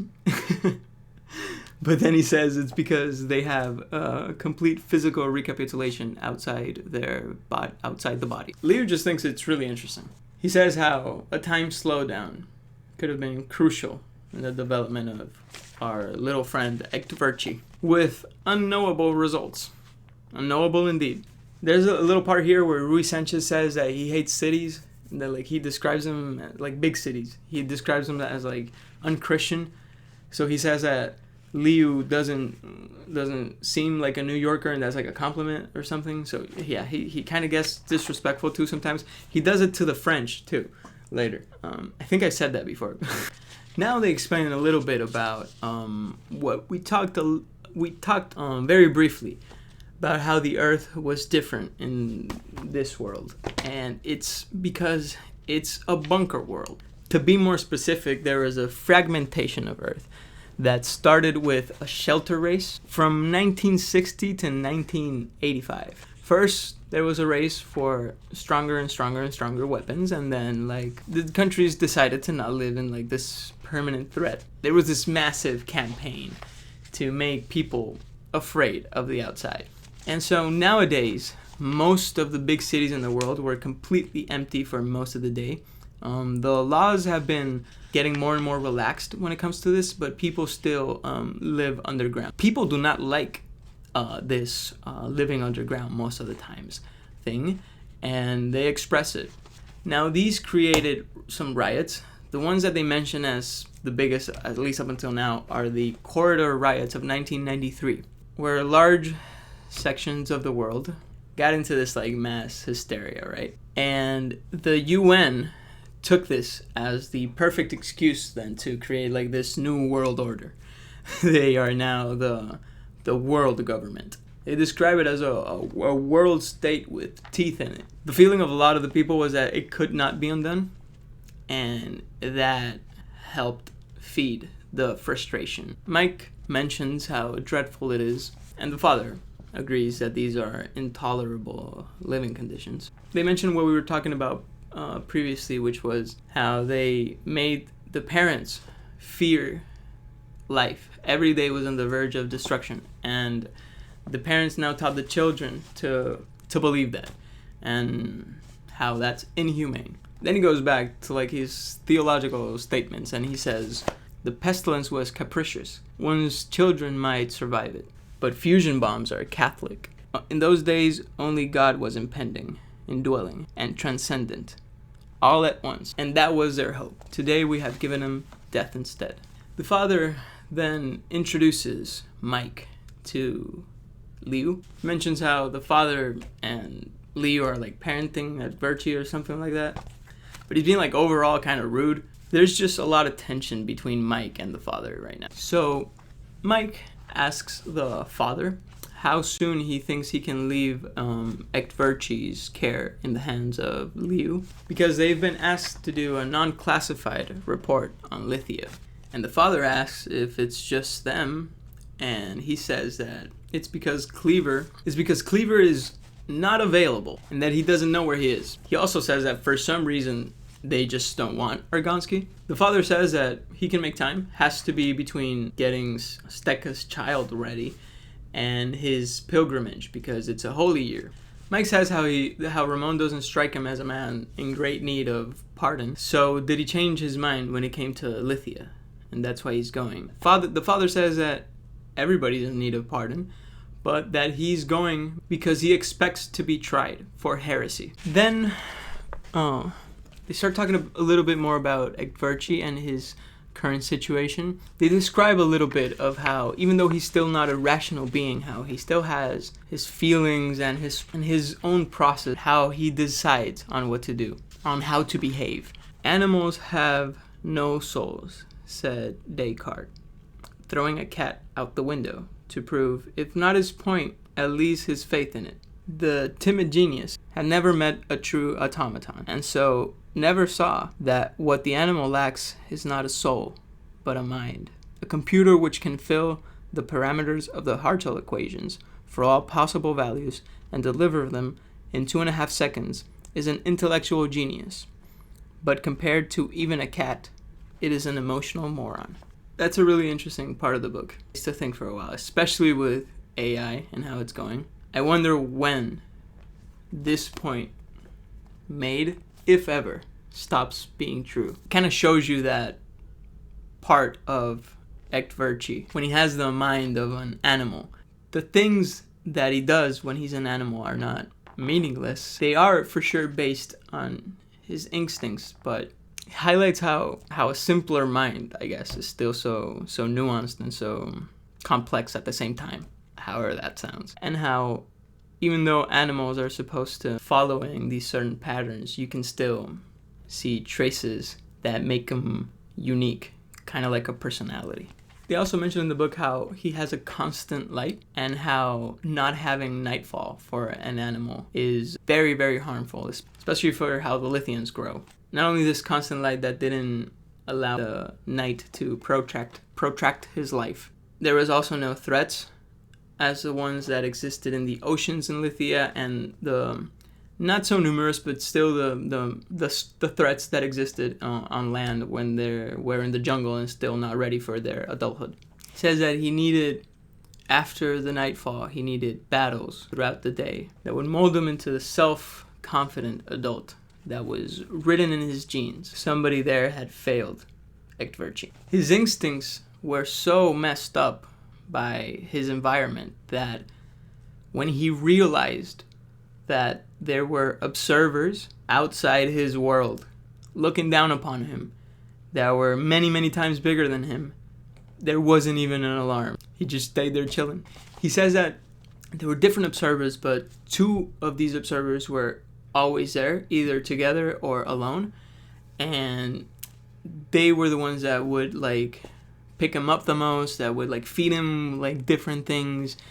He says that he did not like the relationship he had with them. I wonder if this has to do with what Steka told the father when they were at his house back in Lithia, that they don't really have that relationship with their children and that they fend for themselves. So this relationship Liu and Ramon have with Echtverchi is just toxic for him.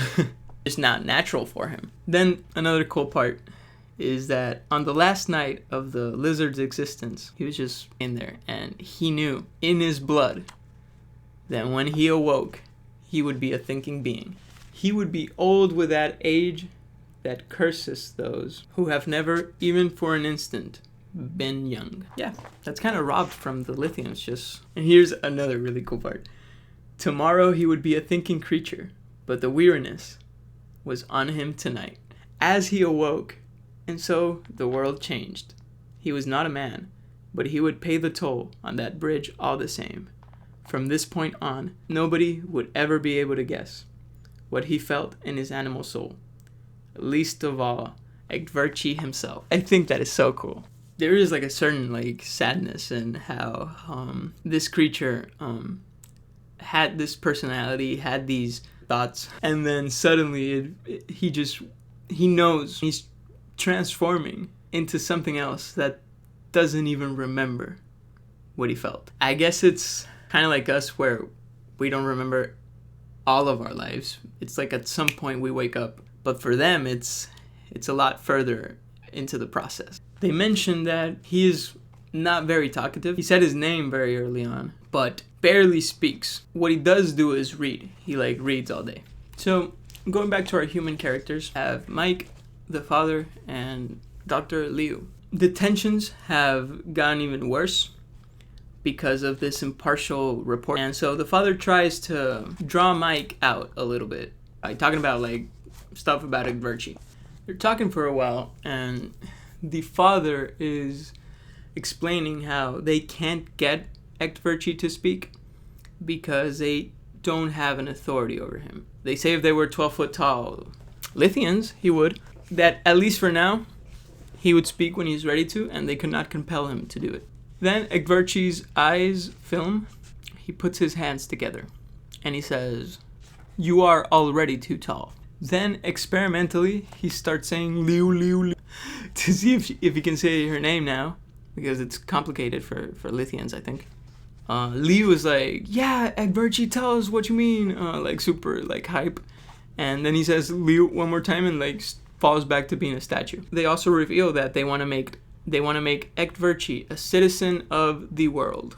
Mike says that he will be an excellent candidate with a performance like this to be a citizen of the UN. And he asks what this vast progress that he was making is. So apparently they told him that Ekverchi had been making a lot of progress, and he says something like, "I thought he'd be doing much better by this time." And then Ekverchi says, "Time is a function of change," and goes on and on and on. Mike says, "Oh, that's very cool, bro. But if you only parrot, you're not going to be a citizen." Ekverchi said, "Who are you?" And Mike says, "I'm your sponsor." They tell him that he just finished reading Principia last week, so there's nothing unlikely about him feeding it back. And then Ekverchi says, "In first order feedbacks, if the connections are reversed." And he goes on and on. So Mike literally yells, "God damn it, stop it, you!" And Ekverchi closes his eyes and falls silent. He falls asleep, and they tell us how he sleeps a lot these days. Liu did not like this, and she tells Mike, "What are you thinking? He's only a child." Well, I don't think he's a child, but he certainly knew at this whole thinking thing. And not only that, he's like in a complete alien civilization. He's like a complete alien world. Like nothing looks like him, dude. Like give him a break. She says, why don't you give him a chance? He didn't ask citizenship committee to be brought to him. He didn't ask for any of this. And so Mike says, "Why don't you give me a chance?" I don't know why he's being this weird about this. Rui Sanchez presses a button that makes a metal curtain come down, and that way Ekverchi is like completely cut off from them. And now, in isolation from the Lithian, Rui Sanchez says that he wants to clear things up so that Liu knows what's going on. He said that Mike and himself sharply disagreed on what lithium means to humanity, and if it even poses a philosophical question at all. The father thinks that Lithia is a time bomb, and Mike thinks that that is ridiculous. He also adds that Mike hasn't added to the report the part where Rui Sanchez poses this theological question, because Mike thinks that there's no need to do it for the public when the question's already been posed officially. That's like the reason why they're like throwing shade at each other. Liu asks how something like this can seem relevant to them right now. Father says that he can't tell her why because it's official matter. I'm guessing the whole thing about the planet being propped up by Satan. It's under, specifically they say it's under a security seal. Cleaver's goal. So she says that what we're actually doing here is trying to make the best decision possible for what's going to happen with Ekverchi. And that hatching philosophical mandrake's eggs seems a little crazy when the life of, and she says for a lack of a better word, a human being is hanging in the next half an hour. The father here says something that I think is crazy, that he asks Liu if she is convinced that Ekverchi is what she means by a human being. The father says rational soul. He asks, does he talk like one? He says that he's talked to many Lithians and that Ekverchi doesn't speak like them, and he isn't very human either. He says that he also isn't even remotely close to how Ekverchi's father was. Steka #1 fan, dude. That Liu says, Ramon, you've been taking care of him as much as I have. You know that he can be brilliant. Mike jumps in to say that Liu is correct about the hatching philosophical mandrakes, whatever. And he says that he just can't make Ramon listen to him. He says, and I'm going to read this one, he's becoming more and more bound in some rarefied theological torture of his own. This, for the father, is something that he takes note of mentally. He often does not want to speak if he feels that from the beginning his point is going to be voided. So by saying he's like bound in his own theological problems and he's not able to snap out of that, Ramon feels like he takes away any validity that the other people that could listen to his points might have. He says that what's going to happen with Ekverci when he reaches his full intelligence, he is the son of an extremely intelligent inhuman culture, and according to how they're looking at things, he seems to be a genius, even by Lithian standards. So it's a little crazy how they have him as, he says, a zoo animal, or even worse, an experimental animal. He says that the Lithians are not going to like that, and that's why he brought up the citizenship option. He feels that they need to let him loose. Although he feels that Ekverci is not ready to go through with this and become a citizen, Liu says that she's sorry to see Ekverci go, but that she knows that Mike is right. I don't know if Mike is right, at least with the less let loose thing. This might at this point be a situation that's going to end up badly no matter what. But yeah, Liu says that he's brilliant, so he needs to go. She says that even this silence isn't natural for an animal with no inner resources. She asks the father if there's anything that they can do, but he's already, as I mentioned a little while ago, in his head with what Mike said, and honestly, he could be a little right there. Like, he almost nullified the point, because the father knows that Liu's predisposition for wanting to not talk about all this philosophy and wanting to resolve the problem with Ekverci, and then when Mike said about the rarefied theological whatever, he knows that his point is not going to come across, so he just has nothing to say. He feels as if nothing can be done to stop this, and that the adversary himself is protecting Ekverci, his begotten son. Why does he think this? He lets us readers know that Mike doesn't understand how predisposed the committee is going to be to actually include Ekverci as a citizen. He says that it's 100% that Ekverci is going to pass. He is as good as free, citizen in good standing. After this, we make a jump in time. We are at Ekverci's coming out party as a citizen of the world. You ask, where is this party going to be at? It's going to be at the mansion of Lucien Le Comte des Bois d'Aveyron. Had to say the name again, dude. Actually, the dude is not even here. His wife is throwing the party. This part of the story introduces some characters that I believe have very little relevance. It does have other themes, and I will touch on some of these characters. At least with the Countess, you have to know that she throws a lot of crazy parties. The wealth distribution is 98% to her, and the Count keeps 2%, so that she just chills out and doesn't bother him, and he just leaves for most of the year and uses that 2%. She also has like some pretty dark things that she likes. Maybe it serves as another example of how people and Earth changed Ekverci, and his environment in general changed Ekverci from what a normal Lithian would be. But yeah, for now, she is throwing the party that's supposed to be Ekverci's coming out party as a citizen, and a lot of rich people are there, and they're very excited to see the alien. There's also mentioned like Aristide, I think. It's like the guy that the Countess puts in charge of like setting up the parties, in charge of like the decorations and like all the experiences that are in the party. When I get to describe a little more how crazy this place is and the things that happen in it later, he's the one to attribute that creativity to. Usually he feels pretty in control about things, but he's kind of nervous. He doesn't know what to do with a 12-foot kangaroo-shaped reptilian. So yeah, he's freaking out a little bit. We get a quick mention that Mike and Liu are here. They're together. They're married now. They mention how there's a little bit of tension with the organizers because Ekverci is more than an hour late. Everybody is just there to see him. Oh yeah, they also mentioned that Argonsky's there, and the relationship between the guys from the commission seems to have died off. Mike and the father did speak more, especially because they were tied more to Ekverci Mike now being with Liu. But Argonsky described a little bit from like the perspective of the organizer. They say that they know that he has something to do with the creature they call him, so Ichtverchi, and that he knows Mike. But it appears that he's like completely avoiding eye contact with Mike, and that he's just like in a corner drinking and drinking.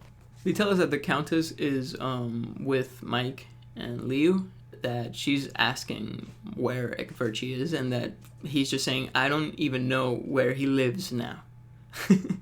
So just chill. I think he'll show up eventually, but I'm not sure when. There's also like this serpentine structure in the house. It's some rails that have these big train carts on them. They transport the guests. They tour them through that floor that they're currently on, and eventually also towards the other floors of the house. Mike noticed it but didn't really want to get on. But then when Liu did notice it, he lost any excuse to stay off it. These trains are very strange. I don't really know if they serve a purpose other than to be weird. They go through different rooms. They're all like these walled up rooms that like create these compartments in the mansion. These rooms sometimes spray gases, and these substances alter the mental state of the guests. Very weird visual displays. It all seems meant to disorient you and make you feel like you have no control. Maybe it's some sort of way of like, oh, this is how parties are now for humans, dude. Like, we're like extra depraved. Now this is an experience. Maybe that's what it is. So they hop on this train and it's a mistake. Just dizzying effects. They hear voices everywhere. It's insane. They're made to hop off into like these waiting areas where they now have to wait for another train while they like compose themselves. It ends with like a 3V experience, which like 3V, the new TV. It's like a completely immersive thing. Imagine if you were to put like a virtual reality thing on, hear all the sounds around you, all the visuals, you can turn around and look. It's like that type of thing. So it ends with a 3V experience that's making people think that the train and the people just went through all the gases that like alter your mind, the mental state. So everybody's like freaking out, and then they just let them out, and it's a bunch of people watching and laughing. So we're finally out of the train part. Mike and Liu had to wait where they got off for a while so they could recover, and they see that the next train is received with like applause and like a big roar. Ichtverchi got to the party. So the arrival of Ichtverchi is like a disaster for the organizer dude, Aristide. The Countess wasn't there to see said arrival. Neither were the sponsors, Mike and Liu. So the one that actually received Ichtverchi at the door was the organizer himself. He couldn't help showing everybody, all of his staff, that he was like terrified of the Lithian. Ichtverchi sees the train, and they describe the Lithians as having like a permanent grin. They say his grin gets wider. He asks Aristide where the hostess is, and he says that he brought several guests of his own. They tell him he has to get on the train, and so he does, with his people. Mike is kind of regretting hopping on those trains with his wife, but nevertheless, they saw Ichtverchi's entrance. Ichtverchi gets out of the last train and steps out of like this cloud of all those substances that I told you before. And he seems to be not affected by them at all. With him are 10 guys that have like this stoic soldier look, and they are all in uniform. Here's something that's kind of funny to think about. Ichtverchi says, "Greetings," and he does it with a deep bow, which, with his disproportionately small dinosaurian arms and hands, made both comical and mocking. So yeah, and then he says, "Countess, you are protected by many bad smells, but I braved them all."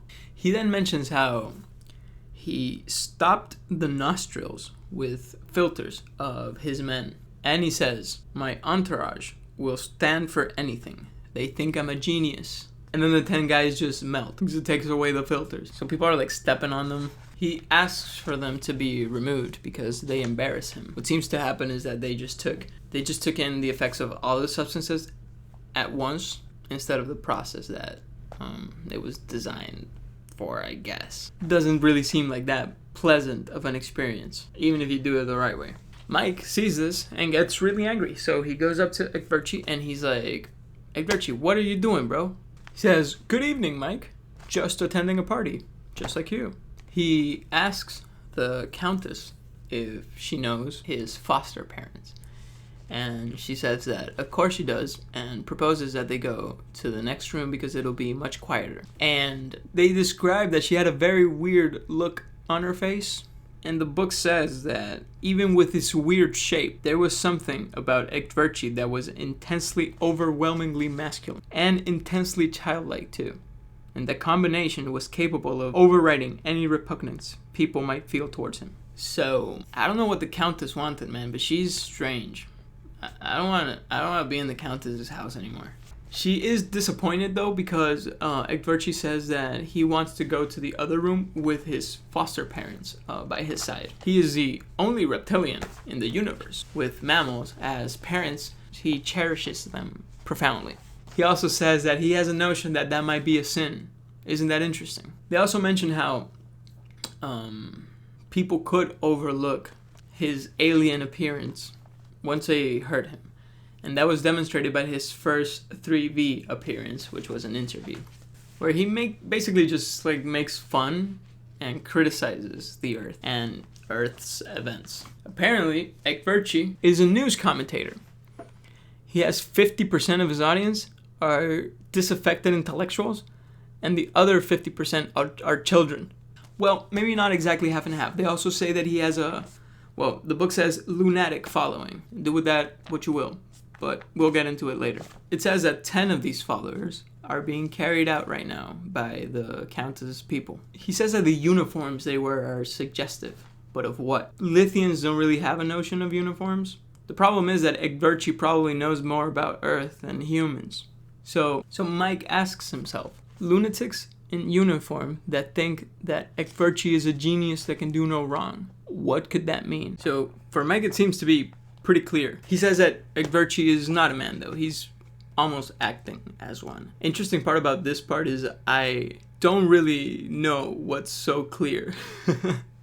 I guess if he's saying a lunatic following that think that specific charismatic leader can do no wrong, I guess he's referring to like a potentially like authoritarian figure, like a cult leader or something. I don't know. But the interesting part is that they say that all of this is happening within a month of Ekverchi being awarded citizenship. Here we get like finally some glimpses into how Ekverchi thinks. He says that he's been exploring this notion of parenthood, and that he of course knows who his real biological father is, because that is a knowledge that they are born with, but the concept that is attached to that is not even close to what it means here on Earth. He says that the concept here on Earth is a network of inconsistencies. So he says there seems to be a reverence for the young and an extremely patient and protective attitude towards their physical and mental well-being. But we also make them live, at least in this world, we make them live in these caves. They have no real prospect of being close to the natural world that they belong to, and that they also teach them to be afraid of death, which to him obviously makes them insane. To him, it's like teaching them to be afraid of the second law of thermodynamics. He says that the children hate their parents, but he says that it's not only the parents, they have hatred left over for the rest of the adults in the world, and that they write to him about it because they see him as somebody that first had no hand in their torment, and that second is critical of it. Mike says that he's exaggerating, and Ekverchi says that he can show him the letters if he wants. Mike refuses, and Ekverchi says that, well, one day I'm gonna let one of these acts come to fruition. When it becomes public, you'll know that I was saying the truth. Mike doesn't doubt that Ekverchi would do this, and he doesn't doubt either that the results would be as he says. He says something interesting, that is that people don't remember childhoods clearly enough to take seriously the rages and frustrations that shook children. I mean, that, at least with me, is very real, dude. I remember very little of my childhood. And Ekverchi was like trying to tap into that fury. He says that it's a very powerful and dangerous thing because the damage was already done. You could interrupt these patterns but never sever them completely. I'm not sure if I agree with that. That's a little bleak. Mike says that maybe today it is far worse than it was for him. He remembers that his childhood, people were more decided to do this. They were more convinced that it was the right thing. They were doing it to protect their children for the future. It was a sacrifice that they were making for the future of our people. Nowadays, even though that laws are a little more relaxed, it is still the reality. It doesn't seem like it's going anywhere, and people are just getting more and more fed up with it. Pretty interesting. It's said that it's like people don't believe that there will be a nuclear war anymore, but they also don't believe that living on the surface is possible anymore either. The economic investment is way too large, and the system is so intricate that it just keeps you in it to keep it working. So when the adults lose hope for themselves, but then also lose hope for their children, people start behaving in a very erratic way. Another interesting thing is that the World Health Organization, in the last survey, the last demographic survey that they had, showed that there were 35 million unhospitalized early paranoid schizophrenics who had been clearly diagnosed. But if you were to commit them and give them the care that they need, the shelter system would collapse. Like, it would be a worldwide disaster. And so makes you think, right? These are clearly diagnosed cases that the shelter system cannot do without. What about the people that haven't been diagnosed? The people that have had no sort of test? Probably 2 or 3 times more. So yeah, the future for humanity seems pretty gloomy. There seems like there has to be either a restructuring, a new plan, or there will be a reset at some point. But imagine all this if Ekverchi, as they say here, is the therapist. Jumping back to the actual thing that's happening, Ekverchi starts singing. Countess called Ekverchi or said that he was sounding like her mother or something like that. So Ekverchi randomly starts singing a song, and the Countess contorts her face into like this ugly mask and she tells him to stop that. Ekverchi says, certainly, and that, you see, I am not your mother after all. It pays to be careful with these accusations. So he knew a song that the mother of the Countess sang to her or something. Or maybe it's the Countess's mother's song. Ekverchi is like trolling, you know? So she calls him, you lousy snake-scaled demon. Ekverchi says, please, Countess, I have scales. You have breasts. You asked me to amuse you. I thought you might enjoy my lullaby. When the Countess is speaking, they change the font just for the sentence, and she's like, where did you hear that song? Ekverchi says, nowhere.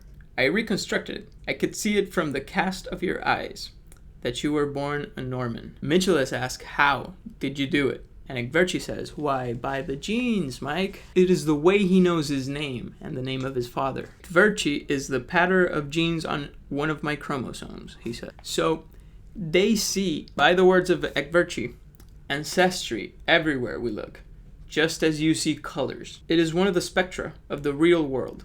Our ancestors bred that sense into us. You could do worse than imitate them. It is helpful to know what a man is before he even opens his mouth. Mike immediately thinks about the father, and he is pretty sure that Stecca did not mention this to him. A discovery like this for a biologist would have been insane.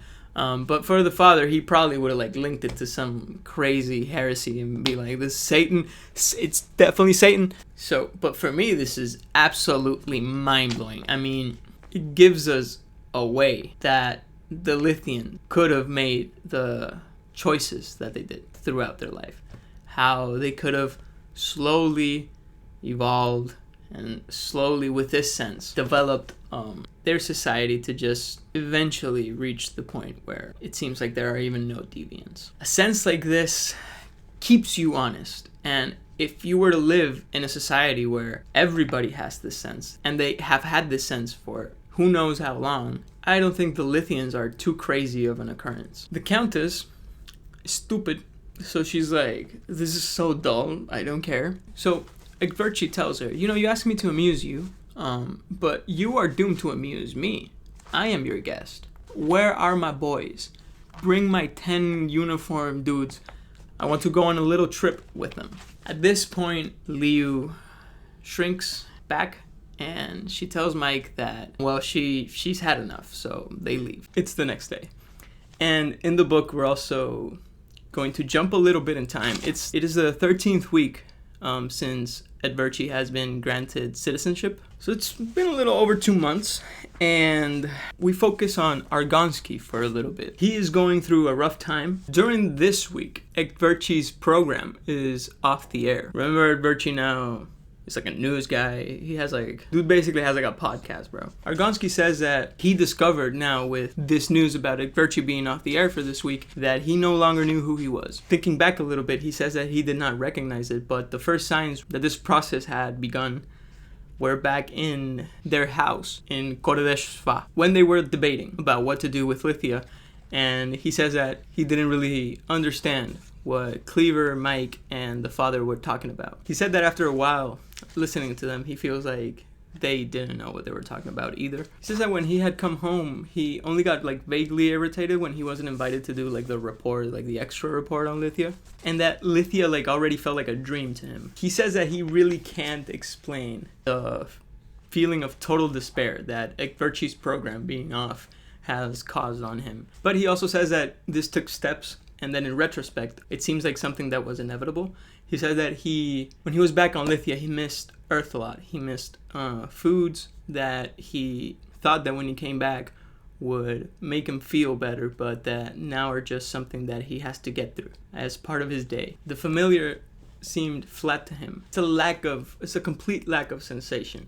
And he says that the numbness just kept growing and growing every day. He does say that Egverci amused him a little bit, but it wasn't something that was a guarantee. Most of the times he also didn't care about the program that the Lithian was doing, and the things that he would say or do did not move him at all either. He starts having these questions about not understanding what his fellow Earthmen are doing. Why do people bind themselves to these regimes?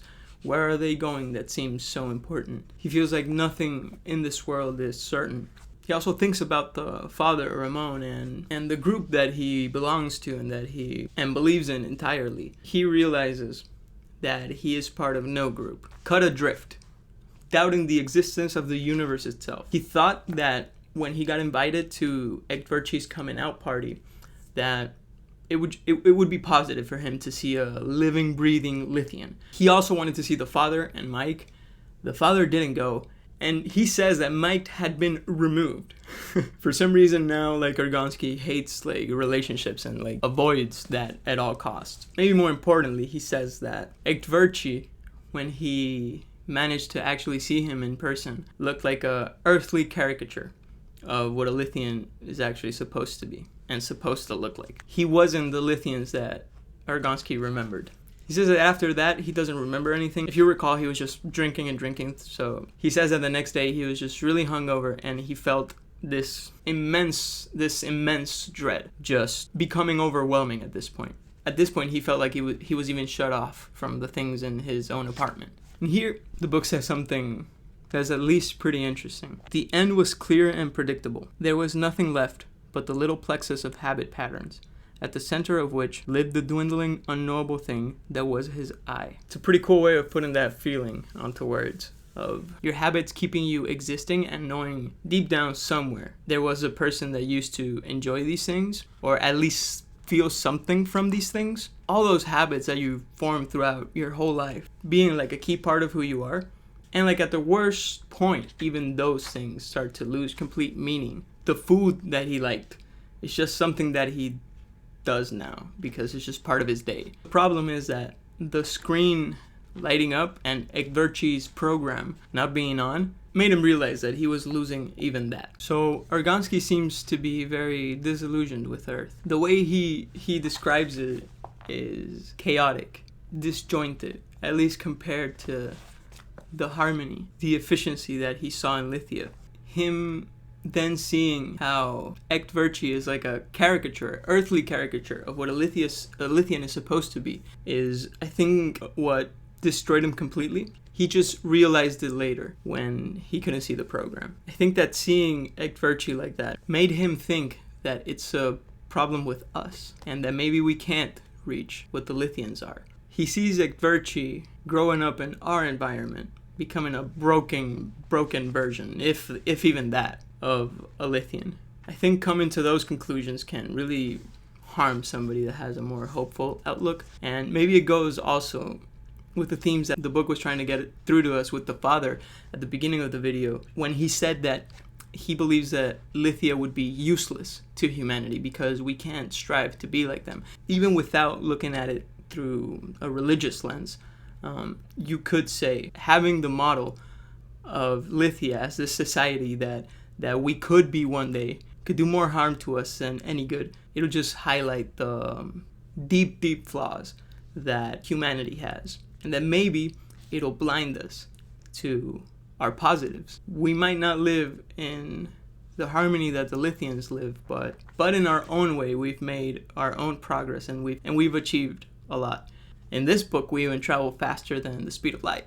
So yeah, maybe it'll make us focus on the wrong things, trying to imitate them. But now we go back to another one of our characters, Ramon. He is on a train on his way to Rome because he has a special audience with the Pope himself to have a trial about his heresy. He reveals to us that he has a letter that Mike sent to him. He talks about the party and about a disaster that happened at the end. He left, so he wasn't able to see it, but he is informed about it, at least more than the father is. He says he isn't really sure that Ekverchi caused this, or at least that he caused it in its entirety. He mentions that what happened was that Ekverchi was in the train with his like 10 uniformed soldiers that were with him at the party, and they get impatient with how slowly the progress was going. So Ekverchi, even though he's like a small and weak Lithian, he's still like a 10-foot tall kangaroo lizard. So he started like tearing down the walls of little compartments, and that revealed some sort of like weird thing that the Countess had. She was like doing some weird stuff to some people in rooms that weren't part of the original Serpentine tour. So the Countess got in a lot of trouble for this, and she'll be like forever hated in the circles that she used to hang in, and then more than likely she'll lose everything. He says in the letter that what happened after Ekverchi's little tour is very unclear, but as he's been able to piece, Ekverchi himself didn't hurt anybody, and if his squad did, it was in self-defense. They gave as much as they received. One of them actually didn't make it. They mentioned that the problems that this caused for the Countess does not affect the Count, Lucien, because he wasn't even aware of what was going on. Mike says he doesn't really know what Ekverchi intended with this, but that he will respond in his program the next week. And it'll probably be a mess, because in the words of Mike, he's already convinced that Earth's laws are only organized whims at best. He says that he wishes the father was a type of man to say, "I told you so." But in any case, if he has any advice that he can spare, that they will greatly appreciate it. So a couple more things that he mentions here. One of them is that the Count changes his name whenever he's like posting scientific findings. Found like a twist to the Hartle equations, which were the ones like that made space travel possible, and now they can see around space-time, so they can like theoretically photograph or video a planet and see what's going on in real time. And that's something that is light years old. Could you imagine? After reading the 3 Body series, it's probably good if that technology can never be developed. The other thing he mentions is that he got married with Liu, and that it was yesterday. He says that they felt an urgent need to do this, as if something catastrophic was going to occur. So I guess they weren't married when they were at the party, but they were already together. They got married after the party. Ramon feels bad that they had to be thinking about these things while they were getting married, and he's lost as to what even to give as an answer. He says something that I think is really close to the truth, and it's that Mike was obviously already coming to realize that the reason for both Ekverci's popularity and his behavior lay in the fact that he was both mentally and emotionally a seriously displaced person. He had been deprived of the normal Lithian upbringing, which would have taught him how fundamental it is to know how to survive in a predatory society, and that Earth's codes he only half absorbed. Now that he was an adult and highly intelligent, he was free to see the hypocrisy with which some of those codes served. He says that to the straightforward Lithian mind, these codes are a game at best, and a game is also a concept that he picked up from Earth because it wasn't from Lithia, even something that exists in Lithia. The problem was that he didn't have that Lithian code to stand on because not only was he ignorant of the culture, he didn't have the same upbringing that the Lithians have. So it wasn't really written into him as it is with the rest of them. So in short, a wolf child. I think the father is brilliant. I think that he saw a lot of the problems that could arise with something like this. I think that his main problem really is not realizing that what he really needs is to be heard and not to get what he actually means across. He cares about the Lithians. He doesn't think, in a sense, he believes that they are created by Satan, so he obviously doesn't want to get close to them, but his real goal was to separate humanity completely.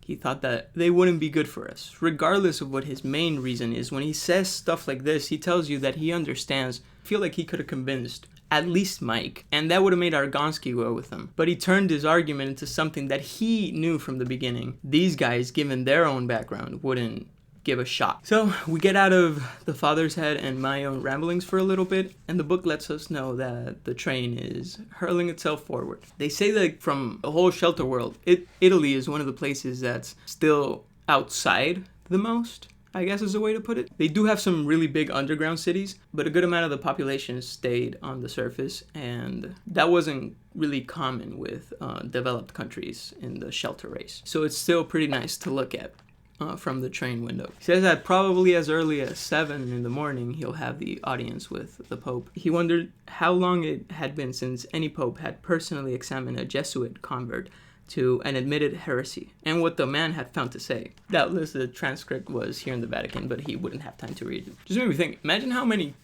really, really interesting things you could read that they just have, like, just chilling there. Well, supposing I would understand it, which I probably wouldn't, but still. During the ride, something prompted him to check the date on Mike's letter, and he says that it was written 2 weeks ago, though it was sent 6 hours ago. He realizes the importance of the discrepancy and means that a week ago already was Ekverci's answer to what had happened and all the controversies, and that he was due on air today. Maybe that's why Mike sent the letter today. The broadcast was going to be at like 3 a.m., so the father abandoned the mission to look for like hotels and a bed, and he knew that he wasn't really going to sleep. The express pulls into Rome, and here's the part when he says something about the French. He says that he had like an Italian guide that was supposed to help him around the city. This guy was having some problems understanding the father's Italian, but he says that it wasn't even half as bad as in Paris. That there he had found an almost universal pretense. The French wanted one to know that without a perfect accent, one is not intelligible at all. I wonder what happened with James Blish and the French. but yeah, the guide, after this little thought, the guide takes him to like a little kiosk where he buys a newspaper where there's a transcript, or not really a transcript, but there's like a report on what Ekverci has said in his broadcast. So he buys that, and then he gets taken to like a way station for travelers. Here he goes to like a coffee shop, cuts his hair, and while he does all this, he's reading again and again what the newspaper has to say about Ekverci's broadcast. Ekverci composed a rebuttal where he just attacked Earth's moral assumptions, where he doesn't defend his own conduct, but implies that nobody is clean enough to throw stones. It is mentioned that throughout all this, the QBC, which I believe is a network, and their officials wanted to cut off Ekverci mid-broadcast, but the sponsor and a bunch of calls that they were receiving basically did not allow this. The enthusiasm of the public has like hardly diminished, and so Ekverci became like a hot commodity. He is worth a lot of money, and they really can't do much to get rid of him by the conventional means. Ruiz Sanchez wonders if a person called Ekverci ever existed, and he concludes that he didn't. It wasn't a creature that the adversary could possess. It was the makings of the adversary's imagination. According to the father, at this point, he wasn't even being subtle about it. He sees obvious signs that in the broadcast today, Ekverchi is going to cause Armageddon in 3V, which is almost like an advertisement. But yeah, he's thinking that there is indeed going to be Armageddon in 3V, so he leaves the way station and uses a guidebook to lead him to a church, where he enters and starts praying, but the praying didn't do him any good this time. After we read about the father's prayer, we jump to the apartment where Mike and Liu live. It was in a mostly unused building in the Upper East Side of Manhattan. The laws had relaxed so much that it was no longer illegal to live on the surface if you had the money to do it. So the book says that with this space, Liu's inner artist came through, and she basically turned it into like a jungle. She also has like some mutant, like genetically modified bees the size of a hummingbird. She has them like on the balcony. Flew really bad. They couldn't really live that long without getting fed. So Liu's balcony was like the only place that they could survive. So she was like a keeper of mutant bees. They also apparently have a really, really bad temper that Mike equates to his own, at least these last days. In the apartment, it is actually time for Ekverchi's program, and Mike is using the 3V to experience this. How he describes this is like standing in the middle of a jungle in Lithia, hearing all the sounds of the jungle. Ekverchi was pretty far away from him, looking smaller than like he should be, so perspective was a little weird. And he's speaking in like a conversational voice, but he can clearly hear him as if he was right next to him. Ekverchi had been encouraged to be rebellious and irresponsible by his sponsor, and by really the reception of all he's done up until this point. And he came through, appearing to be those things. Apparently, during his broadcast, he voiced his disrespect for all established institutions and customs, and he challenged his audience to show the same disrespect. He says that a postcard will do. He says that if you hate our sponsor, tell them everything you hate about them, how their products are trash. Don't pull any punches. Even if you loathe Ekverchi himself, send a letter in and make sure you're spitting mad about it. He even says that next week he will read the 5 most distasteful, hateful messages on the broadcast, and that they should sign no names. If they have to sign a name, to sign Ekverchi. That's basically the contents of the broadcast. So after the broadcast, they get some food, or they make some food, I would assume. And Mike, while they're eating, says that he thinks that Ekverchi is trying to whip up a mob. Liu asks him why. She doesn't see any reason for that. And Ekverchi isn't really interested in power either, so why? Mike says maybe for revenge. Revenge against us for doing such a bad job as parents. And I really don't know why he chose to say this right now, but that makes Liu sob uncontrollably. And so Mike says that he would have gladly deleted Ekverchi or himself if he knew even where to begin. so yeah, maybe don't say those things. He has some intuition that they're gonna have visitors later. While he's having this thought, the bell rings. The visitors are here. It's the UN man, the chairman that was the head of the committee that came to see Ekverchi, to maybe include him as a citizen. The man from the UN was complimenting the apartment and the decorations for a while.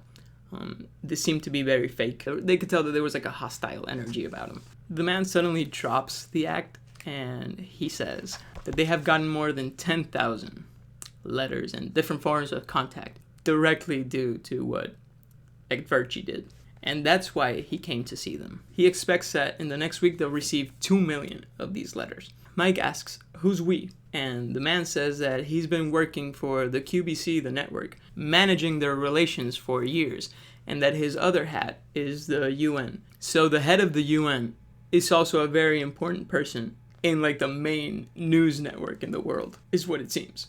And he says, you know how that goes. So yeah, they're like pretty heavily implying the shadiness in that. He says that they expect 2 million. The sponsor is expected to get up to 7 million of these letters. Liu asks if these letters are really so bad, and the man says that he's never seen anything like it. It's just completely unrestricted hatred. It's pathological hatred. The UN man said he brought a couple of them, but he tried to not bring some of the worst as to not shock the couple too much.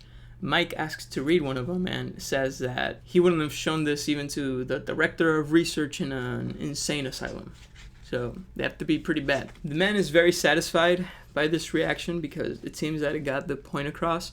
And he says that Egberty knows that he has an audience that consists in a large part of madmen and that he's going to use them. He says that he came here to get some information on what he wants to use them for. The man also mentions that the sponsor is not allowing the network to cut off Egberty's broadcast. They are injecting a lot of money into this, and due to free speech laws, they just can't cut him off like that. And more than anything, more than laws and anything, I think, and they also mentioned in the book, they can't really risk cutting him off and coming across as they don't want this information out there. And that's just gonna drive people quicker to expressing their distaste. Mike says that he can't help him.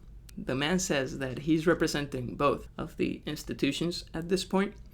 The QBC wants him off the air, and the UN smells that something really big is about to happen. You are going to help Dr. Mitchell is, whether you want to or not. He says that your wife raised that snake reminds me of someone, since it wasn't an egg. They are under the naturalization law, and they're invoking it now. They're forcing them to come up with something to stop Egberty. Mike says, suppose we have nothing to offer, and the man says that in that case they will say Egberty is a minor and that you two are his guardians. The man says straight up that's going to do basically nothing to help the government, the network, everything, but that it will hurt Mike and Liu. He says very arrogantly, I'm sorry to be the one that brings bad news, but bad news happens, and he just leaves. It's interesting because it was a guy that first came in with a committee and he was the chairman to give Egberty the citizenship. And remember how Father Ramon Ruiz Sanchez had said that they were very, very inclined to give Egberty this citizenship. He's a very, very shady man. The couple look at each other, appalled, and Mike says, well, we're talking about having a son. And they basically conclude together that they can't really come up with something helpful in only a week, and that they have to get through to the father. After Liu says that we have to get to the father somehow, Mike says that even if they did, it won't do much good because the UN won't listen to him, because they have made a decision in favor of Cleaver. And Mike finally reveals what has happened to Cleaver, where he is. So it appears that the government wants to announce the plan after Ramon gets yeeted by his church for being heretical. Why they're waiting? Well, what they decided was to go with Cleaver's exact plan. So Cleaver is currently on his way back to Lithia. Not only that, not really on his way, he was scheduled to land the day prior. And they're going to use it to study the storage of fusion power. He says that he wanted to tell Ramon indirectly, but that the father didn't catch it because he couldn't just tell him straight up that he had already lost to Cleaver.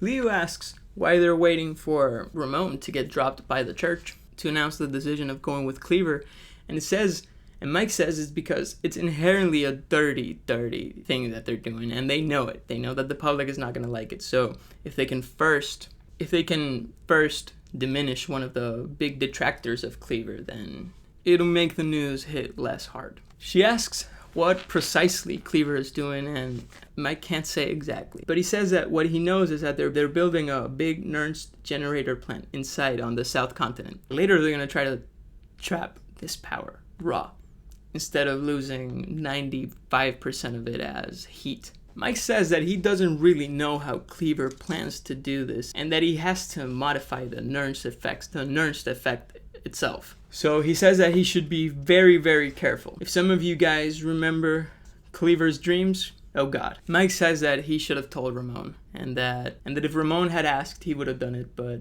now that he didn't, he just feels like a coward. Leo tells him that you're not a coward for not robbing a man of his hope. Mike appreciates what his wife says. He grabs her hand and says that maybe not. But thanks to him, Ramon doesn't even know that Cleaver's on his way to Lithia. The father is finally at the audience with the Pope.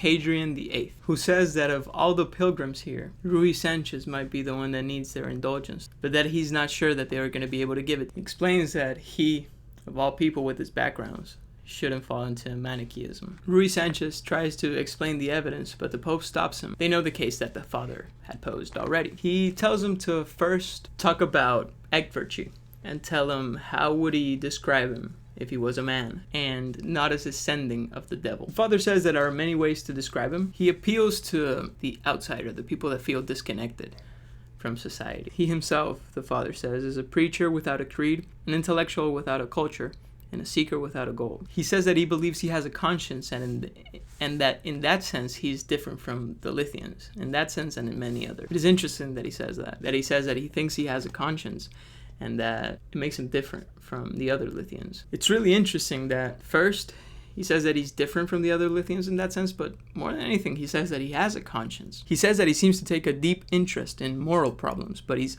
utterly contemptuous of all traditional moral frames of reference, including, and he calls it, the kind of rationalized moral automation that prevails in Lithia. He says that he appeals to all those people who feel cut off emotionally and intellectually from our society. Hadrian agrees and tells the father that there is going to be no trial for him, and that they weren't just going to yeet him without a trial either. Father asks why, and the Pope said that they believe he is a man appointed by the Lord to solve it. Hadrian says that as the father, Ramon, they believe that the adversary is responsible for what's happening with this whole Lithia situation. It's just that they disagree on how he's doing it.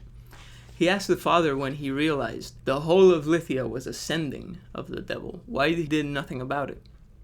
The father asks what he could have done. The Pope says, did it never occur to you that a sending can be banished? Rui Sanchez, struggling at this point with not only his emotions, but everything in his life, I think his belief included. He said that he thought exorcism had been banned centuries ago. The Pope says that it wasn't abandoned, just that they didn't encourage it as much because they didn't want low-level practitioners to be sullying their name. And so it was reserved for people that had a little more status. The father says, you wanted me to exorcise a whole planet? And the response he gets is, why not? We're sure God would have provided for you. He said that had the exorcism failed, then you could have considered heresy. But that he first should have completely discarded the things that they know for a fact the adversary can actually do. He tells Ramon, Dr. Rui Sanchez, this holy year is for you a year of battle, with the world as a prize. When you have won the battle, you may return to us, not before. Farewell. No pressure, dude. That night, Dr. Ramon Rui Sanchez left Rome for New York by air, and during the trip, he wasn't even thinking about humans. He wasn't thinking about his own world. He was thinking what would happen to Stecca and his amazing people if the exorcism worked and they were thrown again into the great void, as if they never existed. So now we have Ramon, Mike, and Liu all hanging out together in Mike and Liu's apartment. They have the figures, apparently, on who's sympathizing with Echtvirtue. And it seems to be a third of the population feels this way, completely disattached from society. They ask the father if he thinks that it will do any good to talk with Echtvirtue. And they pose this idea of using the new technology that the Count had created to communicate with Echtvirtue's father, Stecca. And even though Echtvirtue cannot speak Lithian, the father would be able to translate. The father doubts that any of these things would help, but he's down to try them. They mention how it doesn't even seem like Echtvirtue is getting any satisfaction from this. As the numbers pile up, they just continually remind him that he can never be fully accepted at Earth, and that the people that follow him are the people that don't feel accepted here themselves. Whether this is true or not, this is how we feel. Mainly, he is also aware that he can never know what it truly means to be a Lithian. They briefly mention the man from the UN and from the network that came to threaten the couple. Mike says how they haven't contacted them again. They think that their hands are tied, especially now that the decision of the church with the father wasn't what they expected it to be. And they also mentioned what we talked about previously, which is that getting a false arrest for Echtvirtue would be very, very bad for them, especially now with all of these people in discontent. Ekverchi really takes care of, yes, creating chaos, but never doing something for which they can legally stop him or arrest him. Maybe highlighting how he sees all of this as a little bit of a game. The father wonders if Argonsky knows anything, and Mike mentions that he saw him at the party, but that he doesn't think he can be helpful. All he was doing was drinking, and that he's a fan, actually, of Ekverchi's. So I think they reveal for the first time his name. Maybe I'm crazy. Is it like Martin? They say that Ekverchi bragged about this, that he hoped that one day the whole commission that went to Lithia would be on his side. The father says that evil empties you, so that it wasn't going to take long for Ekverchi to destroy the psyche of Argonsky, because there wasn't too much meaning in his life already. So yeah, the father's like roasting him a little bit. During the conversation, there's a passing mention of Cleaver's project, and it is revealed to us that Mike already told the father what had happened.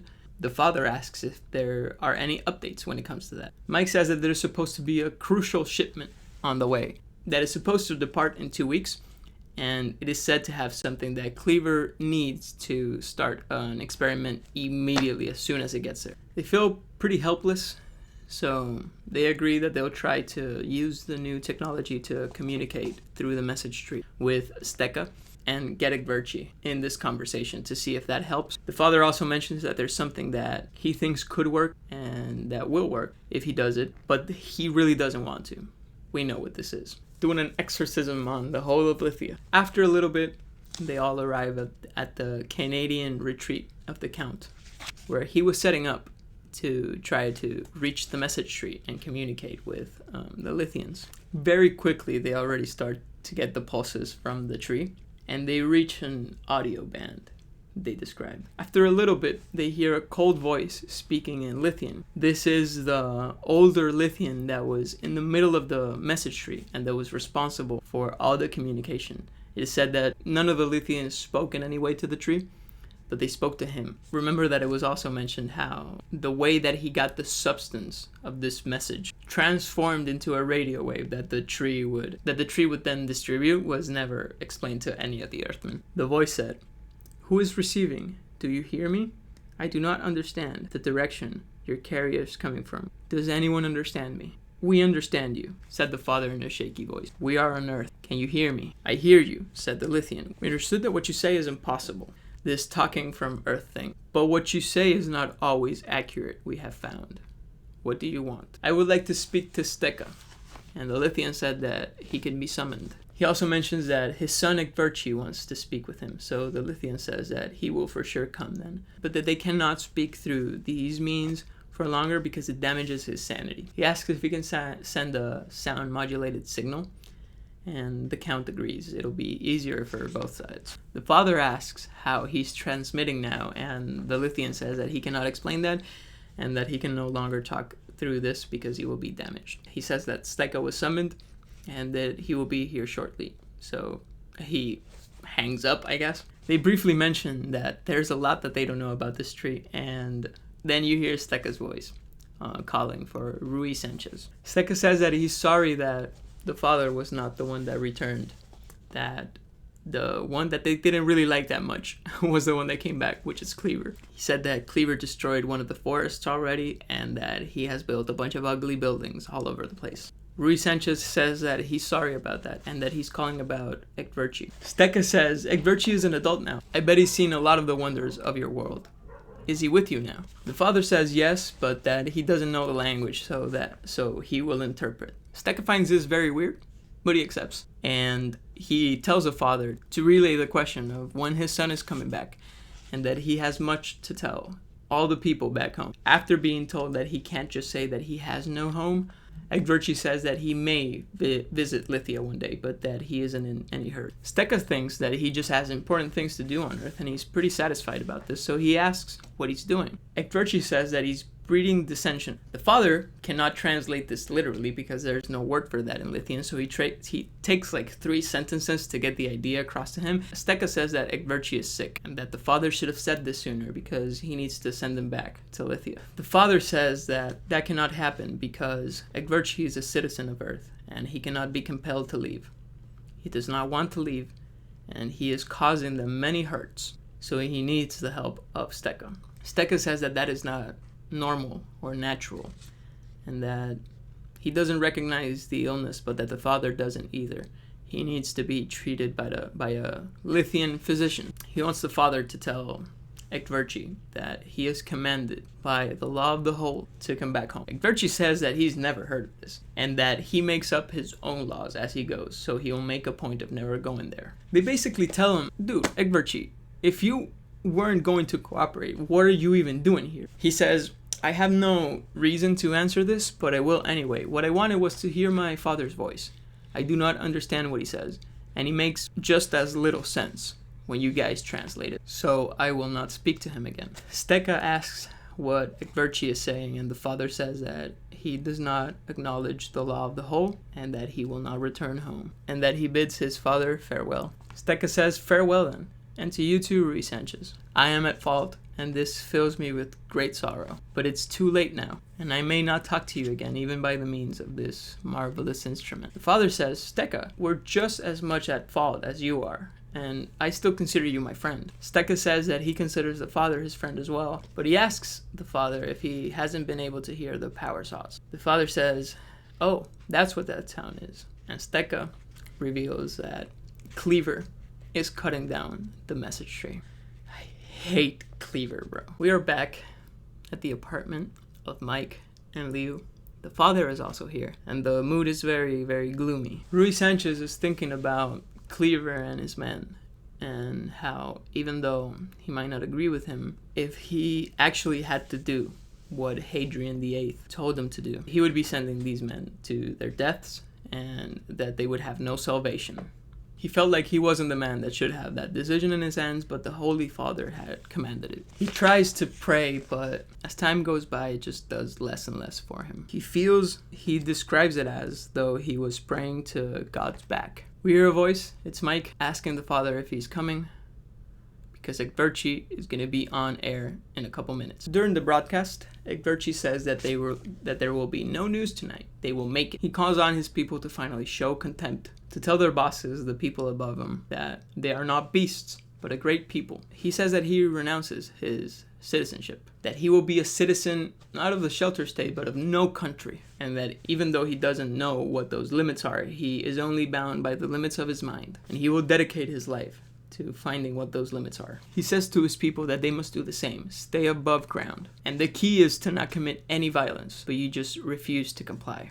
He's explaining that passivity is key, and that way the system is going to collapse. Suddenly there's a buzz, and it is a call from the UN man that had previously been in the house of the couple. He says that Ekverchi overextended himself by declaring himself as a non-citizen, or renouncing his citizenship, and he tells the couple to get down there because they are under arrest for keeping a wild animal. He says to not be alarmed, but they have to have them, and that they're going to search for Ekverchi and throw him in a jail for the rest of his life. Rui Sanchez says that they're making a mistake, and the dude tells him to shut up, he's not talking to him, and that if he wants to reinsert himself into this, that he's going to get burned. This UN guy he needs to be smacked. And he says to the couple in like a threatening way, do we have to come and get you? They say that they're coming. After hanging up, they ask the father if that's the right idea, and he says to go ahead, but he wants them to make a promise, and that is to force them to keep them in custody.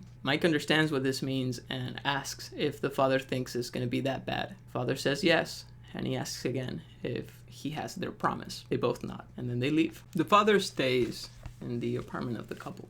He could already hear the mob outside, and all this craziness was driving the bees mad. Good thing they are separated from the inside of the apartment. The authorities had been searching for Ekverchi, but it is even revealed that he had never even been in his studio and that he was recording from someplace else. He describes the noise outside from the mob as like a single growl from an animal. Part of the concentration of people hits directly into the building. He realizes this is because the people know. People know that the only ones that can truly afford to live above ground in these conditions are people from the government, overall the bosses that Ekverchi was talking about. So here is where they lived. Rui Sanchez approaches the door and locks it. It has a bunch of special locks because the buildings in this world were prepared when the whole shelter race was happening and all the riots and gangs. So people had these preparations installed. Even though these weren't used for years, they came in handy right now, because immediately as he does it, he hears outside of the apartment a bunch of people running up the stairs.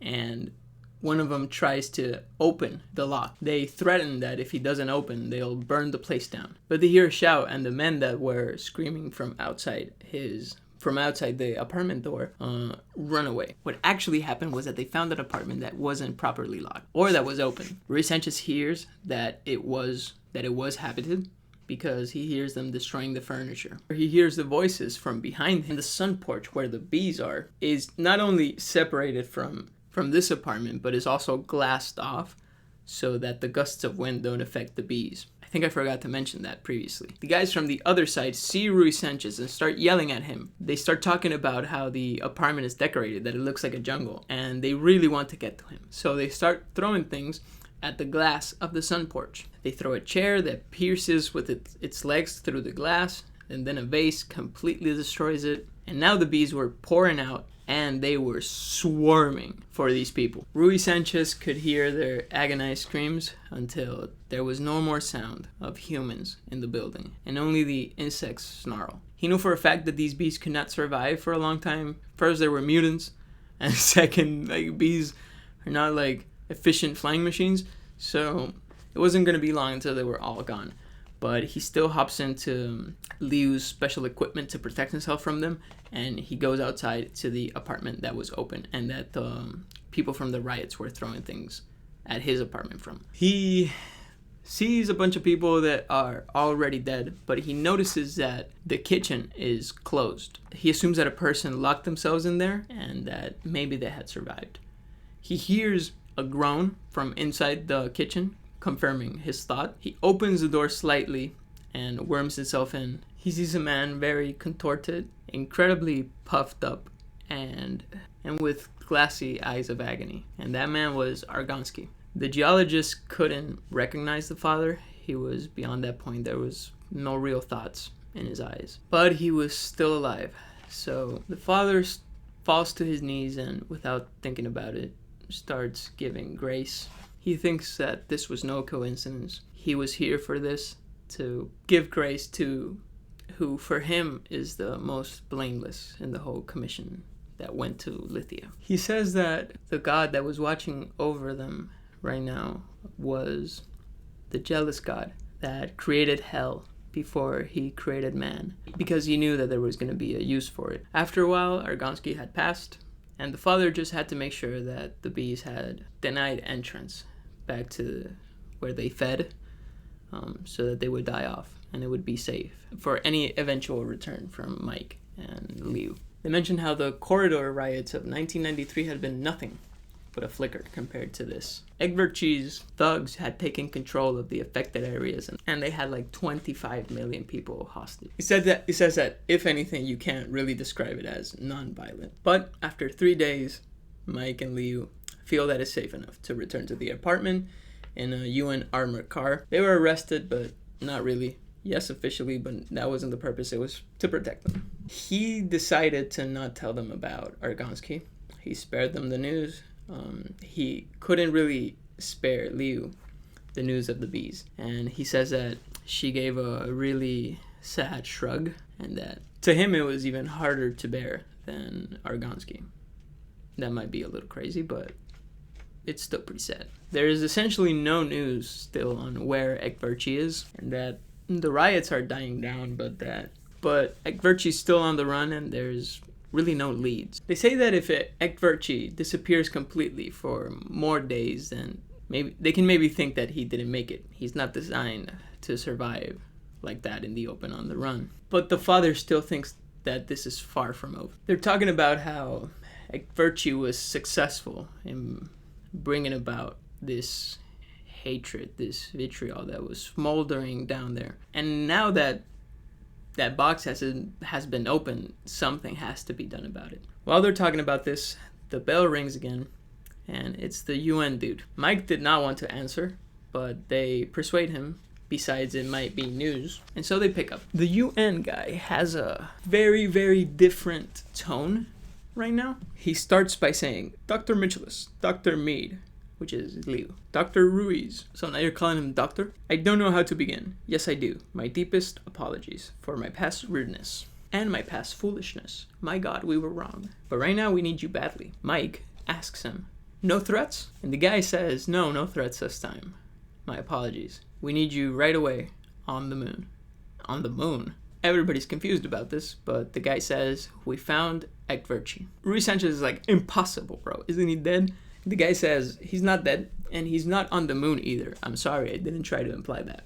The first time I read this, almost the second and the third time, it almost got me again and again. I was like, Ekverchi's on the moon, dude? I don't know why he made it sound like that. But the father says, then where in God's name is he? The response he gets is, he's on his way back to Lithia. Well, they venture to the moon, and they go to the observatory of, you guessed who, Count Lucien. I already said it twice, this video, dude, I'm not saying it again. And the father finally can tell us what the whole story is because he pieced it together. Ekverchi had been found aboard the vessel that was shipping the final installment of equipment to Cleaver. When the ship was 2 days out, he was half dead. He shipped himself in a box that said, like, fragile, keep up. Keep this way up. They mentioned how even a normal Lithian would have been shaken up heavily by this. So Ekverchi almost didn't make it. Using the Circon, which is like the technology that makes you like be able to listen to things and see things and circumventing the space between it that they used to talk to Steka. So using that technology, the captain of the ship let the Count know what was going on because they were buddies or something. Ekverchi, when they found him, they put him in cuffs, but he was actually pretty happy because the ship could not turn back now. And Rui Sanchez feels bad for him. He says that he was born in exile, and now he's harried like a wild animal, penned behind bars, his way back to a fatherland for which no experience in his life has fitted him, whose very language he cannot speak. Then he stops feeling pity for him. He says that you should pity children, but that with time he was more and more convinced that adults generally get what they deserve. That seems a little harsh. He does say, and I think with a lot of truth to it, that a creature like him to a society like Lithia is going to be explosive. On Earth, he was really, really bad, and he was already a freak.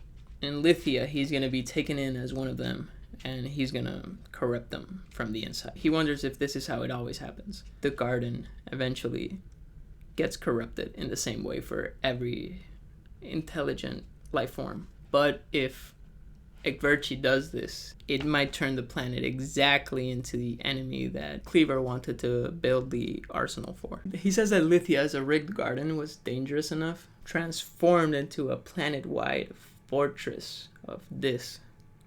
It's a threat to heaven itself. The Count's observatory is located in a crater on the moon, and he had been spending his recent time making the preparations for a new telescope that's 600 feet in diameter. Tested all the circuits and everything was good, so they give it a go and they can clearly see Lithia on a screen. They are all looking at it. Liu says that it is stunning, and the Count tells her that not only that, you're not seeing Lithia as it was 50 years ago, you're seeing Lithia today. They are not able to watch the ship's landing because it landed yesterday.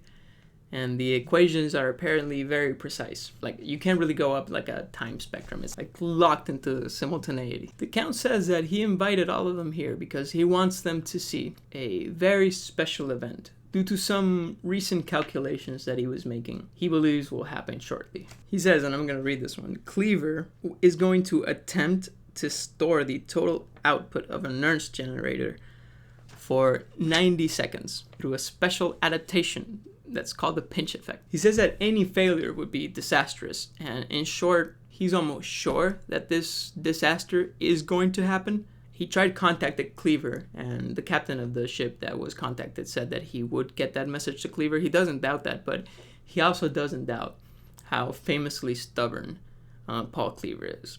So he doesn't think that his message will have any effect. He asks if they're ready, because he has the instruments to record the event. Rui Sanchez goes back to the thought that Finnegan's Wake was a capriciously hyper-complex case of conscience, and that it was basically useless for him to actually assess what was going on. He says that the case was much simpler. If only he could see it. It was a case of a sick child for whose recovery prayers were offered. He says that in his era, or in his world, I guess, children now, most of the times, can be cured almost immediately, even on the verge of a terminal coma. He asks, has prayer failed and temporal science wrought the recovery? The answer is no, for prayer is always answered, and no man may choose for God the means he uses to answer it. Surely a miracle, like a life-saving antibiotic, is not unworthy of the bounty of God. The adversary is not creative, except in the sense that he always seeks evil and always does good. He cannot claim any of the credit for science, nor imply truthfully that a success is a failure for prayer. In this, as in all other matters, he is compelled to lie. There on Lithia was Cleaver, agent of the great nothing, foredoomed to failure, hand in the adversary's service, but at the same time undoing all his work. After this, he doubts one last time the words that the Pope Hadrian had given him. What if it were all wrong? He tells himself this is the voice of the great nothing trying to compel him, and by pouring just lies. And so he begins. He commands the foul spirit to depart. While he is doing the exorcism, the UN man tells him to shut up. Rui Sanchez doesn't pay attention to him. You can't really say that he feels like he is a believer right now, but he's still going through with what he thinks he needs to do. Everybody else, that's not the UN dude, is staring at him in wonder. Disperse yourselves into wild and untilled places, that ye may no longer be able to harm men or animals or fruits, or whatever is designed for human use. Thou great nothing, thou lustful and stupid one, depart, depart, depart. The echoes of his words rang for a while. Then there was silence, and then the whole of Lithia through the screen turned white, beamed off the screen like a searchlight. Slowly it melted all away. The forests, Stecca's porcelain house, the barking lungfish, the stump of the message tree, the tall, noble, reasoning creatures, and the mystery and the beauty around them. Suddenly, the whole of Lithia began to swell like a balloon. The Count tries to turn the screen off. From the screen, the light vanishes. They sat there, blinded by the light and stunned. The Count says that it was an error in equation 16. Rui Sanchez thinks to himself that that is not the case, that it is actually an instance of fulfilled desire, and that because he wanted to use Lithia as proof of his faith, he was given that. Cleaver, on the other hand, wanted to turn it into a fusion bomb plant, and he got all of it, all at once. He says that Mike saw it as a prophecy of infallible human love, that he had been stretched on that rack ever since, and that Argonsky wanted nothing to change, so now he was unchangeably nothing. There was a long sigh. They couldn't see who it was, but it was Mike. The Count, described by the book as an act of kindness, says that when they recover their eyesight, they have a great nova to see. But he knew that they knew that this wasn't possible. It wouldn't be visible to the naked eye for the next 50 years. So during the next holy year, when the father could see again, he saw that they had already left him there, alone with his God and his grief. It's the next day. I was thinking of doing a longer conclusion for this video. The video got pretty long as it is, and I was able to express a lot of my thoughts while we were talking about the story. Now, as I said previously, I don't think any of the characters that we explored was completely right. I think that Mike had some issues understanding the Lithians. He might have been the closest. I think that his issue with not understanding how delicate the balance was, also pressuring Ekverchi at the beginning to become a citizen and be completely freed in a world that he was not made for. There had to have been more preparations, and maybe that way, if you still realize that Igverchi simply could not adapt to Earth, and he would have been so explosive and problematic. Maybe at that point you could have talked to Steka using the Circon, the Count's technology, get him back to his original planet. Obviously, in like hindsight, all these decisions would have been simpler. But I think those were his issues. I think he was pretty well intentioned most of the times, and he viewed the Lithians for, I think, what they were. They weren't a spawn of Satan. They weren't possessed. They weren't also just something to take advantage of and to exploit. They were a people that were highly advanced in some areas that we might struggle. Reading about them was so fun and so interesting that I can't even imagine how it was for Mike. I think the father felt similarly. There were things about his background that limited how close he could get to them. I think that his intentions weren't that bad either, and he might have been right in a way to not get close to the Lithians. They could have caused problems to humanity. We talked about this previously on how us imitating or trying to imitate them and be as efficient as they are with their like social sciences maybe would just lead us to more and more problems within our society. Kleber was obviously wrong. The interesting thing about it is that all of the characters in their own way became obsessed with the planet. Ramon was deeply afraid of it and what it can mean for his beliefs. He wanted to be away from it and for humanity to follow his steps. Mike really, really liked Lithia. He viewed it as an opportunity for humanity to get better.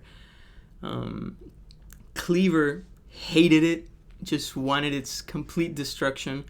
And Argonsky, who thought he was indifferent towards it, ended up not being able to even enjoy his previous life with how much it marked him. I think at the end of the day, the thing that's funny and bleak at the same time about the story is how we couldn't just chill out. We found a new planet with all these amazing creatures, and it's the first sign of intelligent life we find.